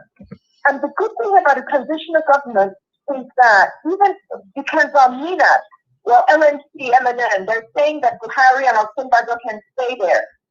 Okay, because we have different versions of a transitional government. Sometimes the president there already stays, which is what happened in South Africa, because the president there was suitable, he's clever, he's honest. In other transitional governments, the United Nations will come in. In other transitional governments, like the one that Sudan is having right now, the people themselves decide who's going to be in the transitional government. So it all depends. So you have different models. So a transitional government is a temporary government. And if you have a dictatorship, and you have a dictator, even if he stays in place, the transitional government will tie him up because it has a limited mandate. What that means is the transitional government has limited powers, and that is the power of the transitional government. It will have only limited powers. So even if Buhari is there or somebody else, all we can do is pay the salaries of the civil servants. All this running around and acting like he's the god and he's the king, it's not going to happen. Because when you have a transitional government, the United Nations is watching and observing and checking what's going on. So they have a limited mandate, doing only few things. So things like Riga will stop. There's the waterways bill. The waterways bill is what Buhari has brought in. He wants the federal government to control all the surface water and all the groundwater of the land, about 3 kilometers of the land on this side of the water. So Asaba is by the river Niger. That means Asaba will be under government control. Onitsha is by the river. It's gone. Oko, my cousins are from Oko. It's just by the river. Oko is now under government control. Can you see? Even at Washi here, where I am, we have Nyobo and Niyaga. From stream, that's water. So all this is what is the waterway bill. It will be gone and stopped. The hate speech bill, no more. Social media bills, no more. Because the National Assembly will not be able to be making any laws because it's a temporary government, because there's really no country. It's only there in order for us to have the referendum. So the transitional government is there, and it's going to be time bound. That means we're going to say, is it for 12 months? Is it for 18 months? Or is it for 2 years? And it's time bound. It cannot exceed. It can't stay on 20 years, 30 years, 40 years. No, it is time bound. Wow. And when we have the transitional government, one thing is going on. We're having our regional referendum. All these things have been discussed by LNC and their alliance partners. So the Middle Belt ethnic nationalities will organize themselves for the referendum. The Yoruba will organize themselves for the referendum. And we in Lower Niger Block will organize ourselves for the referendum. The ethnic nationalities will do the referendum. So Ijo will ask Ijo, do you want to be in the Union of Nigeria, yes or no? And Ijo will vote. Igbo, we'll ask Igbo, do you want to be in the Union of Nigeria, yes or no? Ogoni do the same. Ogoja, Anan, can you see? It is the result of those regional referendums that will determine whether we still have Nigeria or we have something else. And from what the indications we're getting, Oduduwa is exiting this union. So this is what the transitional government is about. You have to do your own reading, you do a Google search to understand some more, because remember we said that the women have to get involved. You have to do your own reading, your own Google search, whatever. But this is essentially what it's about. Now, I think that, LNC, MNN have always said that Buhari, whatever government is in place can still stay. So they've always said that Buhari and Osinbajo can carry on, they're going to have limited powers, so they're not going to be able to do anything to hurt us. But I'm not speaking as myself, who is a retired metropolitan, that's London police officer. What I see about Buhari and Osinbajo, I don't like. I don't like because I dealt with criminals and I know about security. And it is very strange what is going on here. Things like Boko Haram who are captured, when they release them, say that they are repentant, and we have other cases. Before was a police officer, the probation officer, and I dealt with criminals, and there's something called conflict behavior authority. Cut a long story short, try and change the behavior of the criminal, and it is hard. Terrorists are some of the worst criminals ever. So I would not feel safe to have somebody like Buhari and Osinbajo, the both of them there. Look at the Lekki massacre. Till today, nobody has admitted anything. Osinbajo went to the U.S. about 2 years ago, and one of the U.S. officials called him a shameless liar because he was calling the genocide in the Middle Belt. He called it Summer Hurt and Clash. So something like that, I would not want in a transitional government, because the transitional government is a government of honor.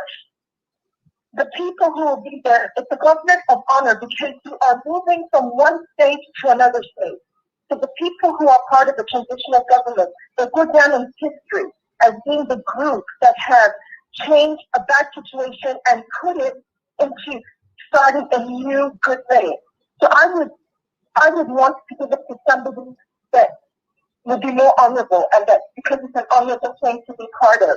And looking around, the one person I can think of is Goodluck Jonathan. So left to me, if I had a choice, I would get rid of Buhari and Osinbajo and put Goodluck Jonathan and whoever in the transitional government. But that's me speaking as myself with my, British police background. But when the time comes, we'll see what happens, and that's what I can say about transitional government. Thank you so much, Sister Ndidi. Thank you. We appreciate you. She broke down everything, because we're talking about, I like what she's talked about, because we are not marching forward. We are not going backward. With the proposal, so the transitional government, so she was talking about, because some people propose that Buhari or Osinbajo or whoever that is there should continue. But she's making a very solid point, saying that these people are criminals already. So we don't trust them, because the position of a transitional government president or somebody heading it is a place of honor. It's something that you want to give to somebody that is an honorable person, somebody that gave his word as an honor. So she, as Ndidi Uweche, is making suggestion for Goodluck Jonathan. From what she said, Good Luck has experience. She's been there because you need somebody that has been in the power in that area before. That's why you wanted people that were there before to continue. But another thing is that Good Luck said that the blood of Nigerians is not that his ambition, his personal ambition, he will not give it for the blood of Nigerians. It's not what's the blood of Nigerians. He has said this before. And he showed it by dropping the battle when he heard in 2015 that Nigerians were going to be killed if he does not hand over to Buhari. He quietly dropped it and went away. That means this is a man that has been tried, that if it comes to a tough decision, like, are you going to drop it or hold it, that he will drop it. And transitional government is a government like fixed time. 1 month, 1 year, few years, 18 months, whatever. So we want somebody that will say, I will come and do what the people say we should do, and then we move on. And another thing she said is that the international community that are watching the transitional government, because it has specified activities. There are things you're supposed to do. So all those Ruga, whatever, you cannot go into it as head of a transitional government. You can't go into all that. You will just do what we are told to do, which is to supervise the referendum, where Middle Belt will do, the region of Yoruba will do their own, Niger Block will do their own. Then yes or no. Those that say they want to be one Nigeria, come and vote. Come and vote. We are not saying you come and fight for your one Nigeria. Those of us that say we don't want one Nigeria, we are also getting ready on the table. So you come and vote. I will vote my yes. No. You will vote your yes. Then they will count it. Then what? That's region by region. So we're explaining to our people some of these things so that they will understand that you don't need to die for this. There's no need for war. You don't need to start calling for war. It's ignorance that is making you to be shouting and calling for war and allowing your people to be killed when the solution is already on the table. And you know the unfortunate thing, sisters, the unfortunate situation that we have found ourselves. The entire global community is moving forward towards a better living for everyone, for all their citizens. But we found ourselves locked up in a cage with people that are more interested in making cows more comfortable than humans. What are we even discussing? Do you know, sometimes I ask myself, what are we even discussing? That I'm discussing whether cows should be citizens of Nigeria or whether my people it's already citizens. You're the top 4 citizens. Oh, yes, cows are already citizens. Whether we'll take the resources that I used to take care of my brothers and sisters to take care of cows and make cows to be more comfortable, to be roaming around everywhere, shitting everywhere, shitting in my house. And they say, what Fulani wants, Fulani we get. So Fulani, we have cows inside my kitchen, shitting, and in my living room. I say, hey, cow, come out, I want to sit down. Because I'm in the world with Fulanis. And as if that is not bad enough, my dear people, the Igbo people, the Igbo men especially, are trapped with one sentimental word called Biafra. Let's go there. Yes, I said it. Let's go there because we're here to discuss. They're discussing too. I was taken to the cleaners with that word. They took me out. Talk about it because we're talking about forward. We're saying that somebody for a longest time put the gear on reverse and moving us backwards. Now we say we want to move forward. So every impediment to our moving forward, we want to discuss it on this platform. We want to critically analyze it. We're not here to shout. We'll put it on the table. We reason together. Then the superior argument, we take over. So let's go there. Biafra. Some sentimental word. They say Biafra. We are not sure what their case is. Is it a case of arrested development or infantile fixation? Sister Mona, you will come and explain to us later, but let me finish because some of these things I cannot understand it.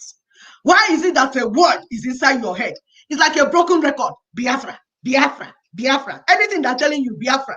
And you're not able to reason. You're not able to think. Several questions come to my mind. Do Igbo people really know what they want? Do they even want independence? Do they even want freedom? They want a name.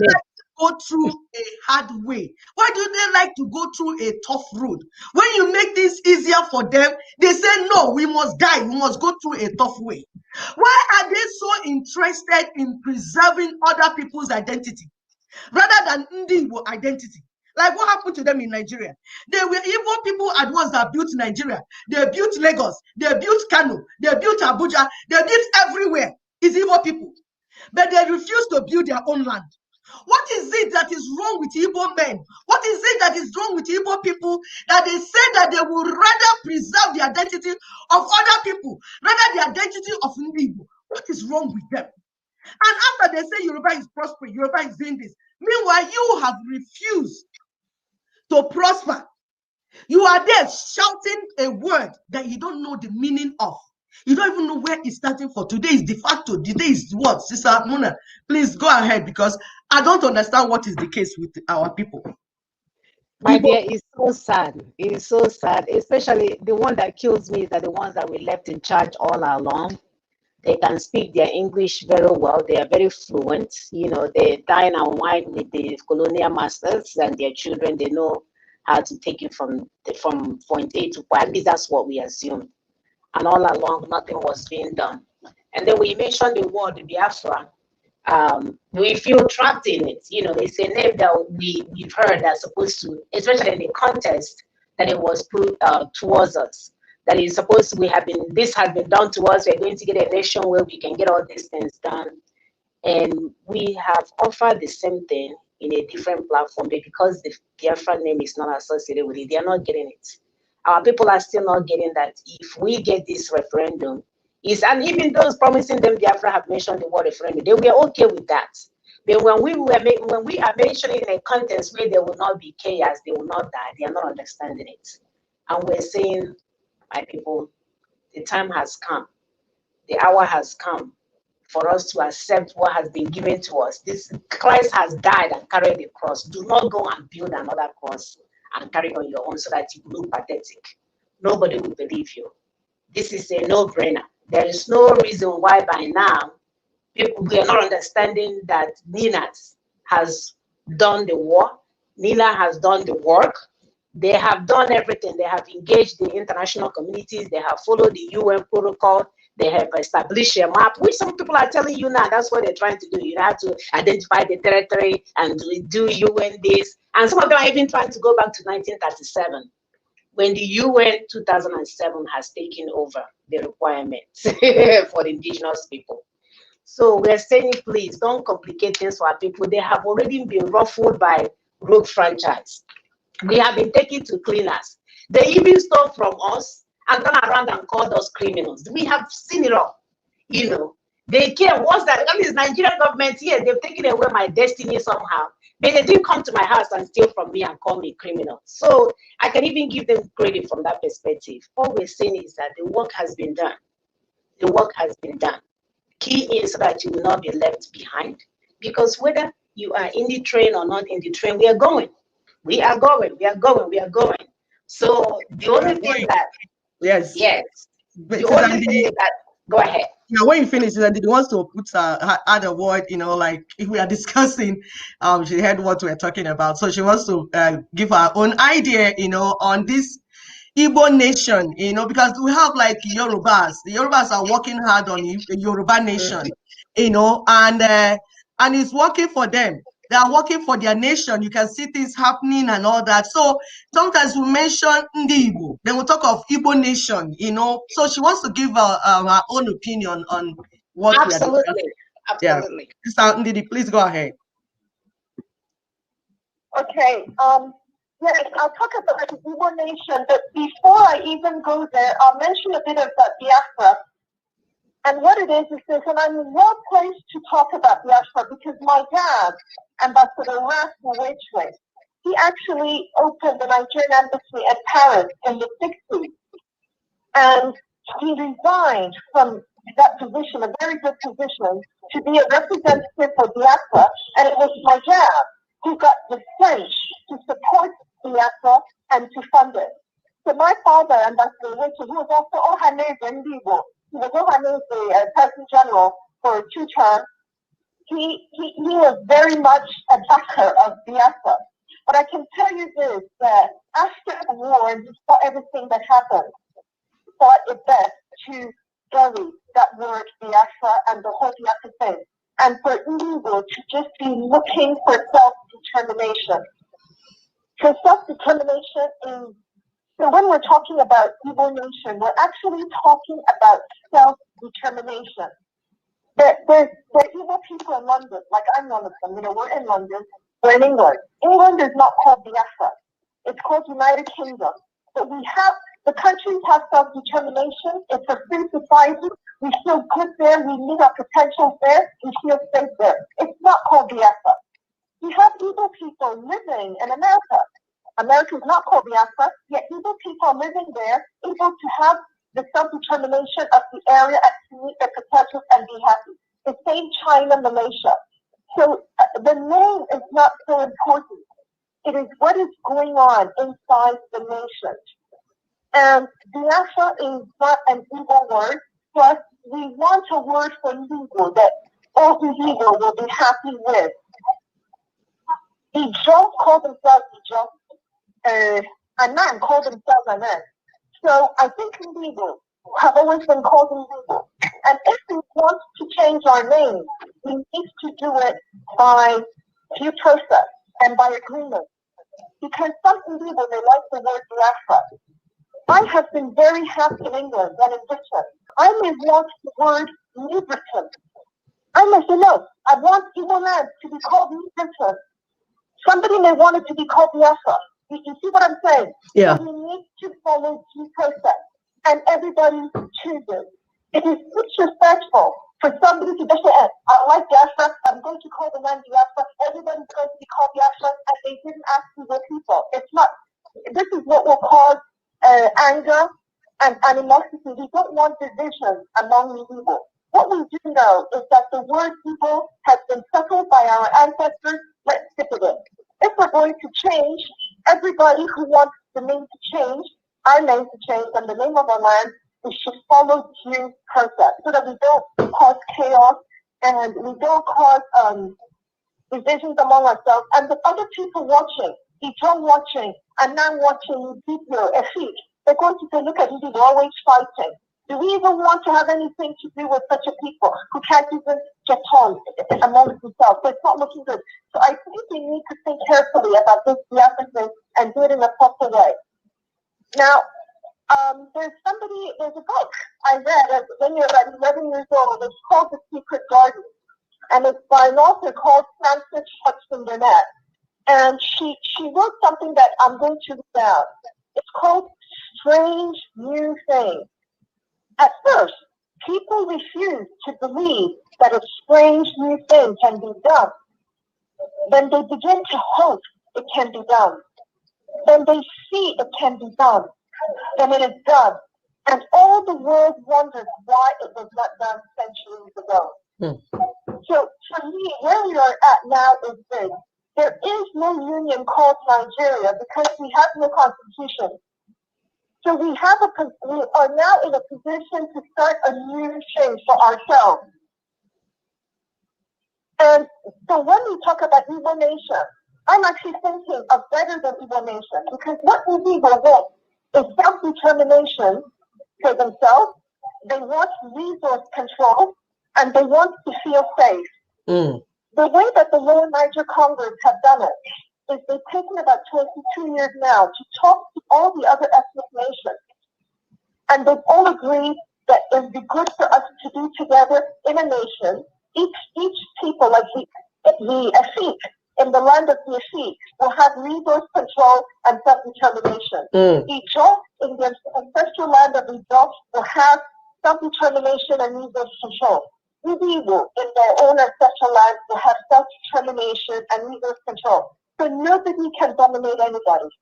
So it's a bit like the United Kingdom. Nobody can dominate anybody.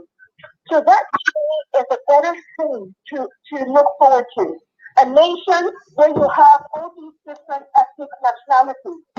It could be a more substantial nation because don't forget that when you have your nation, you go to the United Nations. You don't want to be one small country, inconsequential, nobody's listening to you. So when we come together under the Lower Niger bloc, it should be a substantial country. And we don't know the name of the country. Right now, we don't know the name. We're just calling it Lower Niger bloc because it's for administrative purposes. It's a temporary name. When the time comes, all the ethnic nationalities there will vote for names. So let's not be bothered about the name. So that would be the kind of nation that we would have. And we would have what we call charters of relationship. So the way that we will be relating with the Afik, the Anan, the people, everybody will be determined. So nobody can dominate the other. If you look at the world today, look at Germany. Take Germany, look at Germany, all the technology, look at all the stuff they've got. They've got Audi, they've got Audi, Mercedes, Volkswagen, BMW, they've got all this. Still, big, powerful Germany is looking for alliances.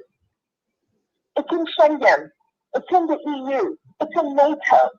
You see what I'm saying? So everybody is making alliances. So we don't want to stay on the road, this is going to be on our own. That is what was happening 300 years ago, not now, 21st century. So I think that this is important. Yes. And I'll go back a bit to Biafra, that word Biafra. I'm talking about us doing and strange new things. Let everything be new and fresh. Biafra is a word that was meant to Igbo when Igbo were part of Nigeria. Left to me, I want to get rid of everything about Nigeria because it has got nothing but trouble in every single way. So let's bury Nigeria and then Biafra that came from Nigeria. Biafra was only for about a year and a bit in Igbo history. And the vision, if I had a vision for the Lower Niger bloc, we are, when I look at the people of the Lower Niger bloc, we are united by our religion. We have because of that, we have the same culture. We have a Christian culture. So we can get on very well. So I would just see that block, in my mind, I'd have something like, it would be the most prosperous and peaceful country in Africa. So everything is here. If you want to do tennis, we're going to try and be the best in tennis. If it's football, we're going to try and do the best. If it's to do, art, we'll be the best. Whatever it might be, medicine will be the best. Dentistry would be the best. This kind of thing, but keeping together as the Lower Niger Congress has worked hard. And what we need to remember is it's not about me. Let's think community. Somebody will need to, whatever any evil person wants. Yes, that's what you want. But we now need to come together and vote on what the whole community wants. And that's how we should be looking at it. Thank you, Sister Ndidi. And we need to always follow due process. Thank you. We want to let you go because it's been a struggle for you to where you're trying to call in. So do you have final words for our people before we now summarize what you told them? Please give us your final words. Okay. Yes. I guess you said that I wasn't able to sort of follow the way that we had planned. But what my final words to our people is this. Lower Niger Congress has done so much of the work. We are at the ending stages. It's because of Lower Niger Congress that we even have some hope right now. Otherwise, the Fulani would wipe us out. It's the Lower Niger Congress that came up with this constitution for Nigeria, that they took it to the Yoruba who agreed and to the Minabels who agreed. So I see it as God's providence in this constitutional force Nigeria. The people of Lower Niger Congress, if you look at their credentials, they are lawyers. The head of it is an Ishikiri man, and he's a lawyer. You've got the Secretary General, he's a lawyer with expertise in jurisprudence. These are people who know what they're doing and where they're going. So I would say to not just the legal, but all the people of the South and Southeast, please, we are the ones delaying our freedom. And the more we delay, more of us are dying. So we're crying and shouting in fear because we're dying, but we ourselves are delaying it. So road is there, the constitutional force majeure. If you don't understand it, go and read about it and see the expertise that was done. So go and key into it. And when you look at all the work that the people of Lower Niger Congress have done, you know it needs money. For me to even do this phone call, I need to buy data. So why don't we begin to, we're all over 18. We know that these things cost money. Why don't we begin to start funding these things? If we're not doing it for Lower Niger Congress, we're doing it for our own freedom. Because I can tell you now, as a police officer, I can see clearly that the Fulani, there are two things that they want from all of us, me included in you. Either they will kill you to take your land, or they're going to make life so bad that you're going to run away as a refugee. So I'm going to tell what's going to happen. I have plans I'm going to look for. If things get so bad because illegal and the South Africa are not doing what they should, I'm a British citizen. If my parents that are Nigerian, I'm going to fly off and leave this place. Because God has made this pathway for us, this constitutional force majeure for us to jump into it and to get into the promised land, and we should do that. So what I'm trying to say is this, is that do not delay. Some of us will run off in a different way if there's a delay. We're not going to wait around. Brochures, there's some flyers at the Board of the Truth. They made them up. I printed my own. I made mine in black and white because it's cheaper and I can therefore make more. I use my money to do that. And I'm giving it out to Ogunusi, which is my grandmother's village, and the Washi. Do the same. Begin to get involved in your own rescue. Because they're not saying, well, what are the white people doing? It's what are we doing for our own rescue? When the white people were rescuing themselves, did we have some? So let's be doing. And as I said, we are so close to the end. So close to the end. And we need to, all this mentality over the after. As I said, my dad, he got the funding for it. He buried it. But he was always for self-determination for legal. And as Ohanese, there was a meeting in, I think, Florida, and my dad was there. He got MNC representatives to talk for a few minutes about this constitutional force majeure. My dad supported it. Okay? So we need to know that this is the way out for us. God has helped us, and it is easier than having to fight Fulani. Because that is the other option. So this is my very last word. It was a Greek man, his name is Socrates. He said, the secret of change is to focus all your energy, not on fighting the old, but on building the new. Let's see, in my mind, is Nigeria, this Nigeria that we see, this state Nigeria that has no constitution, is wrong. I'm spending my energy and my visions and my hopeful inspiration on the new country that's going to be for Southeast and South together. And that new country is going to be the best country in all of Africa. Absolutely. We are going to be kind of policing Africa. So if there's any problem anywhere in Africa, if the people there in Africa, they've had a hurricane or they have an earthquake or volcano or whatever it might be, we will send our experts to help them. If there's any trouble anywhere in Africa, all the other African countries will trust our love and our expertise. We will go and help them. We will be the voice of Africa. We will have the best food, all sorts of wonderful things. This is the vision I have. I'm not even bothering about saving this old thing called Nigeria. My energy is on focusing on that area being the very, very best. Tourists will want to come. Everybody will want to come, and then we will show them and what we've got, and we will all enjoy it together. This is my last word. Thank you. Thank you so much, Sister Ndidi. You've said so much. We appreciate you. I'll let you go now so that I'll summarize what you have said to our people. We appreciate you. Thank you for what you're doing. Thank you very much. All right. Take care. Bye-bye. Okay, bye. Bye. All right. So people, it's so fully loaded. The word of God, he said, behold, I do a new thing. Behold, I do a new thing. All things have passed away. New things are here. Nigeria is dead. Bury Nigeria. And Sister Ndidi said that what we are looking at is, what Ninas is looking at is, you come to the table as an indigenous person. If you are an Igbo man, come to the table as an Igbo man. If you are an Ijaw man, come to the table as an Ijaw man. If you are Efik, Ibibiu, do not deny who you are. Yoruba man, do not deny your identity. For those of you that are always accusing us, why are you always talking Igbo? Because I'm Igbo. I was born Igbo. I don't want to be any other thing but Igbo. I love being Igbo. And the good thing about it is that I don't want to stop you, Ijo man, from being Ijo man, being Ijo woman. But we're saying, whoever you are, bring your identity to the table so that we negotiate, we form alliance, we talk how we want to move forward. The old thing is dead. We cannot put this new wine in an old wine skin. Everything will be destroyed. We have a new wine coming. Nina's has given us a new wine, and we have new protocol that we use to drink this new wine. So those of you that are shouting, Biafra, Biafra, Biafra, Biafra, Biafra, we are asking you, what do you want? Self-determination or a name?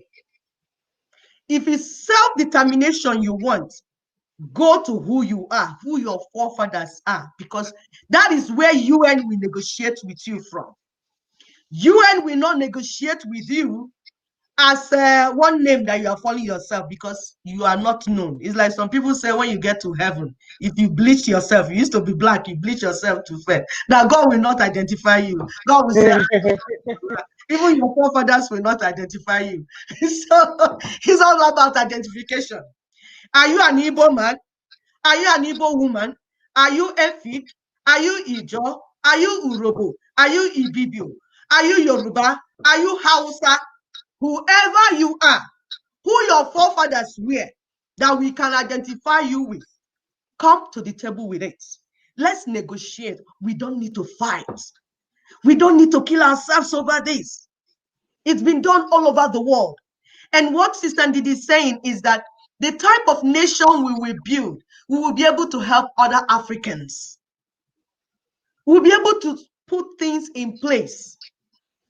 This is a new thing. Why are you staying away from the new thing and you want to kill yourself with the old thing? Who did it? Mona, please go ahead. No, my sister, I'm agreeing with you. Who did this to us for real? Who did this to us? You know, this is not too hard for you to figure out. Just do the right thing, my people. Go to bed and sincerely pray about it. One thing that our good Lord does that you guys will never receive in your church is when you sit with him in sincerity and say, I want to know more. I want to understand more. And he sees that you're sincere. I'm telling you, by the time you leave that place of worship or prayer, you will see signs and wonders to make you know that he's actually listening. So we have, the work has been done, 22 years and counting. And then when you look at constitutional force majeure, 18 days and counting. So we are getting down there. You know, there is no reason to panic. You can see that the federal government have turned into a Fulani government. They will come on air and lie to you and take pictures with their terrorist friends and their bandit friends and their criminal friends. They said, oh, they are doing this thing. They will bypass the other village and kill the other village, you know. And then they are good people and yeah, as if we don't have hunger in our land. Then when our brothers, sisters will steal a cell phone, we put a tie on their head and burn them up. And these people are busy collecting money for their own people. When they steal and kidnap a whole bus, they will go and negotiate with the government and give them millions. And the little fire will go from the back door and collect the billions back and send them off to go and collect some more, my dear, running in circles. And then they will get their cows and put farm. There's a one I saw, farm, a cow was sitting there checking out the farm, or farm was checking out the cow. I said, wow, what a nation. When we have so much to offer our people, all we are doing is offering it to a cow. It's a no-brainer. So we're ready to take calls. Please call us. And we posted our numbers there, but I'm going to call it out. So it's no longer Zoom. This is StreamYard. I've sent out the link if you want to come in person, if you're bold enough to come in person. And I also have the WhatsApp number, which is +1 774 338 0942, +1 774 338 0942.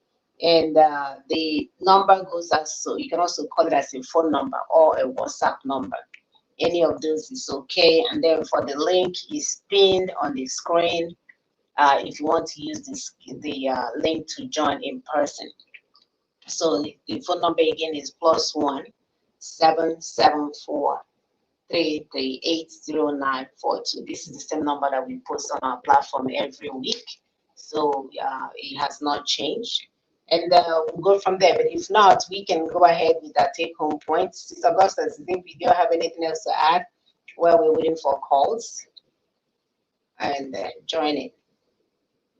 Yeah, what we're telling people is that we want to follow due process. In Africa, we want to begin to teach Africa how to follow due process. If I say something and you don't like what I said, there's a due process to disagree. You don't need to stand up and slap me. Say, who told you to say? No. So we want to begin to change Africa, want to change the whole geographical space. We change even your family, how you deal with your children, your wife and your children. There's something called democracy. I have my view, you have your view, but we don't need to kill ourselves because of it. We have due process. Let's follow due process. We don't need to die. You don't need to kill me because I said what you said. I don't like it. So if your name, you want to form a nation and you have a name in your mind, let's put it to test. Referendum is coming. Say what you want. Express yourself. Then all the people that said one thing will be in one side. All the people that said another one will be in one side. That's civilization. You see, when you do things that way, because sometimes some people say, if you form your nation, Igbos will kill themselves. No, we will not kill ourselves. We are not stupid. Are you the one running our homes for us? Are we killing ourselves in our homes and families? We are all over the place. In America, UK, we are there working. How come we're not killing ourselves there? We are doing things that we come in a community, we work there, and things will move forward. How will it be when we now come our own nation, we will not move forward? That's a lie of the devil. We are not going to kill ourselves. And that's why we are putting due process in place for people to begin to learn how to do things the proper way. When you want to do something, you put it to vote. We said in Nigeria, we don't have a constitution, so we need to make one. So politicians, you won't come and tell us, no, we want to amend it. No, you're lying to yourself. We say we want to stop lying. We want to stop being a fraudulent nation. We want to stop building on a structure that is fraudulent. We say we want to come clean. Tell your politicians, tell your people that we, the people, say we want to come clean. We want to build afresh a home where our children will have a voice, where internet will be strong, where we will have road, where we have water, where we have access to healthcare, where we will have everything that other human beings won't have other places. We are human beings, and that's human rights. But we will follow a protocol, due process, internationally acclaimed in the time. It's not the one of 1933. What is wrong with my people? They say 207. There's a model of 207, a vehicle that is 207. You want to bring antiquity of 1933 for me to ride, to enter inside. Are you all right? What is wrong with you, Igbo people? You should be getting ashamed of yourself. I told some in the platform, I said very soon, people will have to be careful what they say, because when you talk, you just show yourself that you're stupid. But if you keep quiet, you will not know that you're stupid. You understand? You know, when you keep quiet and you're stupid, nobody will know. So everybody will be walking, everybody answering doctor. Nobody will know. But one moment you open your mouth and stupidity comes out. They say, I thought he was a doctor. I thought that was a professor. Why are you saying this type of stupid thing? Meanwhile, if you kept quiet, you wouldn't have known. We'll be calling you doctor, professor, if you kept quiet. So very soon, people that don't have anything in their brain will stop talking in the public. Because when you talk in the public, our people will know that you're stupid. And that's what we're teaching our people. That's why we're here in platform, to teach our people what is. This is 21st century. So we're teaching our people. And they're learning fast. Hey, our children are learning, they're learning. So very soon, you doctors and professors, when you speak to our children, they'll tell you, hey, Baba, do you want to drink? You want my wine? come to a corner, let's give you palm wine and you see you, so that you keep yourself busy there while we go and do what we need to do. Is there anybody coming to Tamuna? Not yet. Can go ahead, Sister Augusta.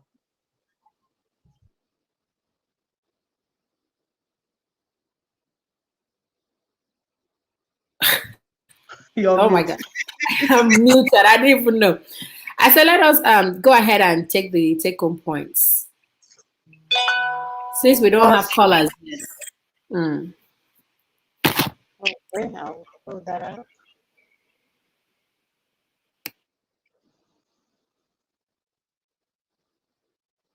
There's a meeting, Brother Tony's meeting that is coming up. I think we're almost at time for it, 6 p.m. Nigerian time. So please log in, get ready. You need to be in that meeting. He's meeting with politicians, and we need to tell them one or two things that they didn't know before. It's power to the people. So, I think the meeting is already ongoing. It started at 6 p.m. already. Oh, okay. Please, let's close up and let's finish up and go and join them. All right. So, are we seeing this screen? This is telling me that I'm not connected. I don't know what it is. Can you see this screen? It's small. You need to enlarge it. You can see the screen, but it needs to be enlarged. What about now? Let's see. No, it just needs to be enlarged. I can see something there, but you can go ahead. But I can see something there, but it's not enlarged. Like you need to click on it. You can see it's posted.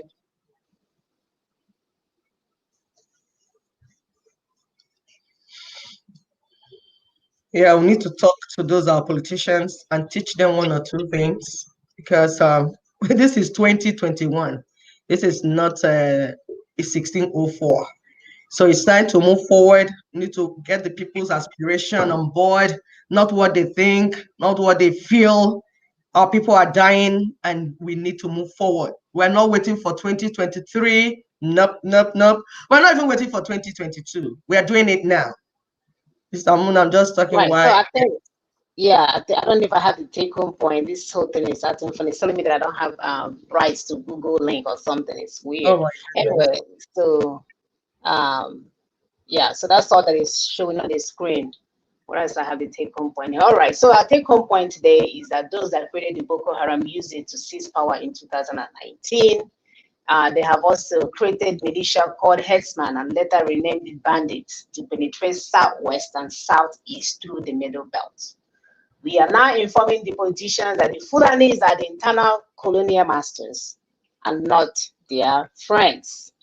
So it's time for us to tell our political parties to please close shop until we have resolved our sovereignty dispute through an interim government. Those interim government, now somebody is calling. Okay, caller, just hold on. Let me finish reading this. Those who have developed Stockholm Syndrome should follow a due process to obtain the right to protect their so-called one Nigeria and serve their Fulani masters forever. They should also get ready to vote a yes or no at the UN supervised referendum and also allow others to express their views as well as their views through a democratic process. So I am going to take the caller so that he can. Caller, are you still there? Okay, hold on. Okay.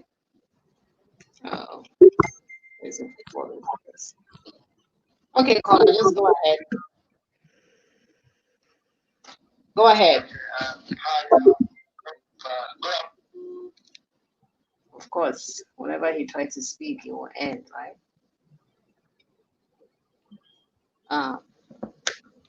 Caller?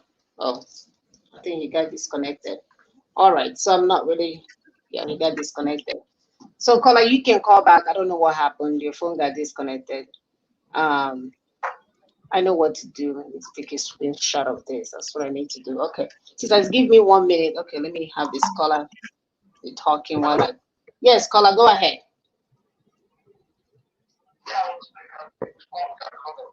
Yeah. Yes, sisters, can you all hear him? It's muffled. It's muffled. Okay, hold on. Hold on.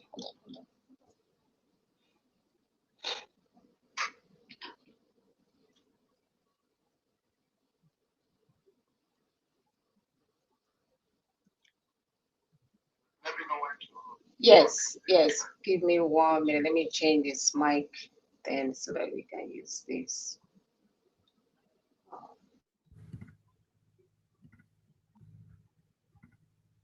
Okay. All right, try now. Okay. Sisters, can you hear him? Let me know if I Yes, Yeah, it's better now. they can hear you. Okay. Hi. Good afternoon, everybody.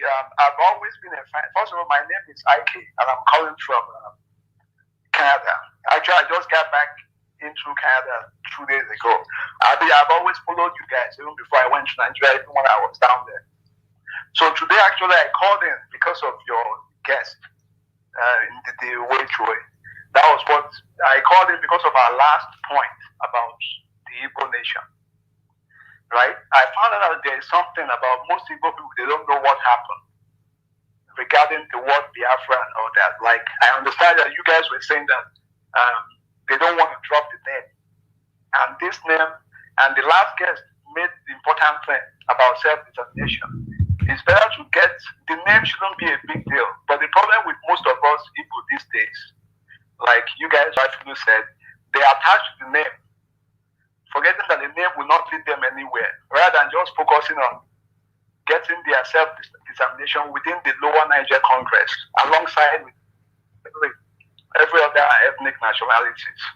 So she made mention of our late dad, Ambassador Wechwe, because my dad know the dad very well. I'm originally from Imo State, but my dad worked with Wechwe during the war. So he told me a lot of things. After the war, where they then decided, because of the animosity, because when Biafra fell, even though before Biafra started, before in 1967, towards around July, it was all the Eastern region that signed up, that gave Ojukwu the mandate to declare Biafra. But when, by 1960, late 68, 69, when it was clear that Biafra might fall, the other ethnic nationalities from the Jew and other minorities began to distance themselves away from Biafra, because nobody, like they say, defeat is an orphan. Like, nobody wants to associate with Biafra. So they left it for Igbo today. So the idea that our assistant said was what struck me, that she hit what I've been having in my mind, that Igbo should just concentrate on being Igbo. And with that, work with other nationalities. But when you say Biafra, all these other people, they are always suspicious.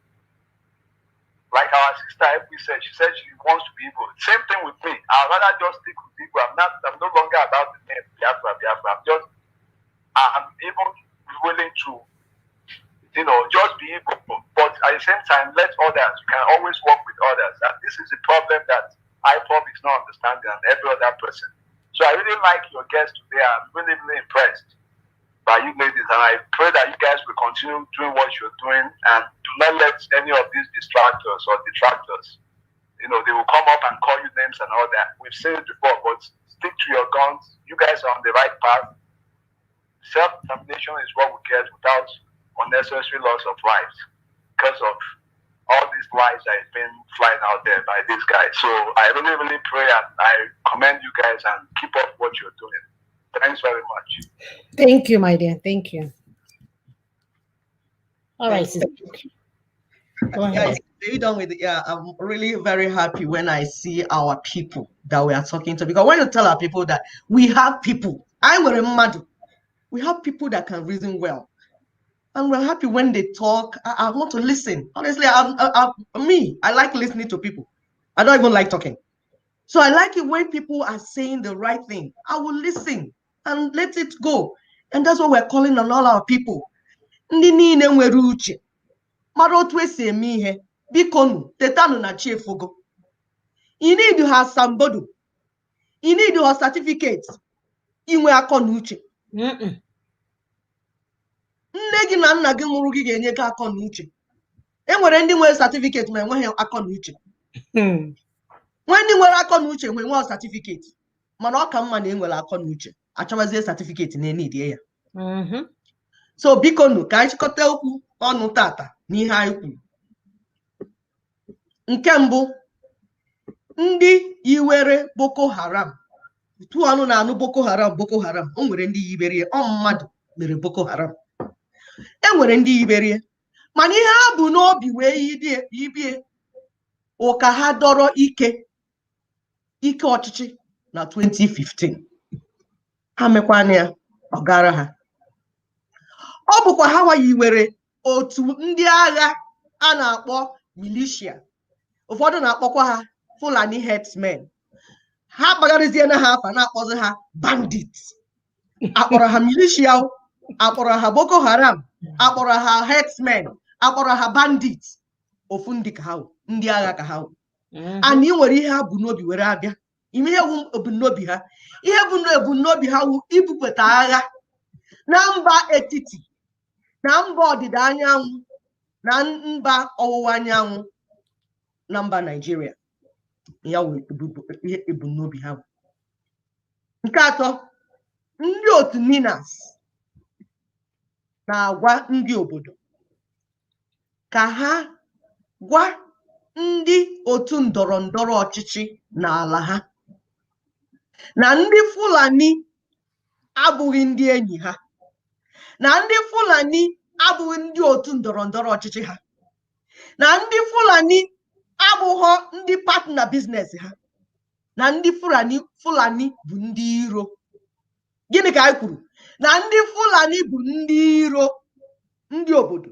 Jeenụ gwa ndị ọchịchị ndị ndọrọ ọchịchị nọ n'obodo unu.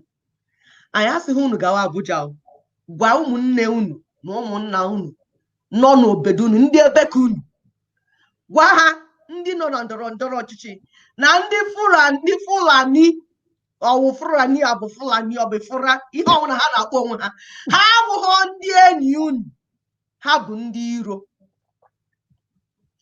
Ọzọkwa dịka nwanne ya ndị NINAS sị ka ndị obodo gwa ndị ndọrọ ndọrọ ọchịchị ndị na-anaghị anụ ihe ndị ntị ike ka ha mechigodu ụlọ ahịa politiks ha ka anyị zọtagodo anyị ndị Fulani na-achọ izuru n'ike.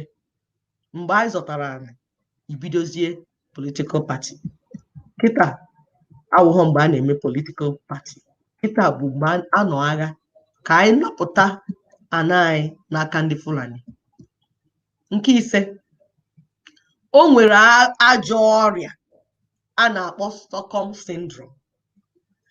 Ọrịa ọ na-eme ndị a na-eme mkpagbu ka ha tụgharịa zọbazie ndị na-akpagbu ha.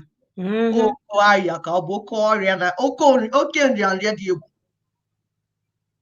Ekwuona na ndị ọrịa bagidere n'ime Naịjirịa buru ibu. Ha jupụtara na ndị a na-eti one Nigeria, one Nigeria, one Nigeria. Ikwue na ọsị gị one Nigeria. Ha bụ ndị nrịanrịa ọrịa na aya ha. O nwere ihe mebiri ha n'isi. Mana anyị si na nsogbu adịghị agaghị anụrụ ya ọgụ. Ma ha na-arịa ọrịa ma anaghị arịa ọrịa ha ga-esoro usoro. E nwere usoro eji eme ihe.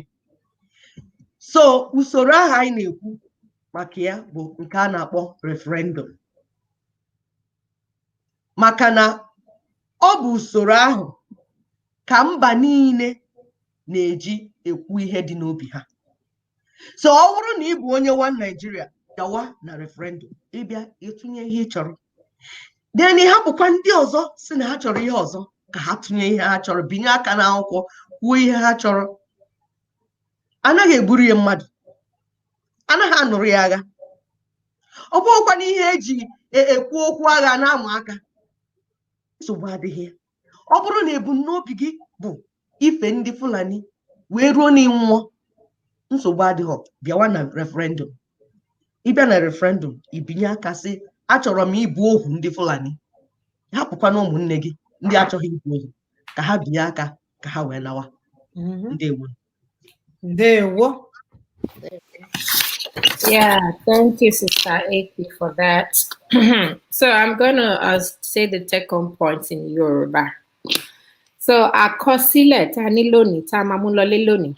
Ìkíní, fún àwọn tó dá Boko Haram, wọ́n dá ní 2015 láti gbàgbára lọ́wọ́ àwọn ìjọba. Èkejì, wọ́n tún dá militia tó ń pè ní X-Men. Wọ́n wá yí orúkọ wọn sí bandit. Nǹkan tó fi ṣe kinní nínú wọn ni pé kán ba lè gba àárín middle belt wọ south west àti south east. Ìkẹta, ẹ sọ fáwọn olóṣèlú yín pé àwọn Fúlàní wọn ń ṣe ọ̀rẹ́ wa. Àwọn Fúlàní, àwọn ló máa ń pè ní internal colonial masters. Wọn ń ṣọ̀rẹ́ wa, wọn ò dẹ̀ ń ṣọ̀rẹ́ àwọn olóṣèlú.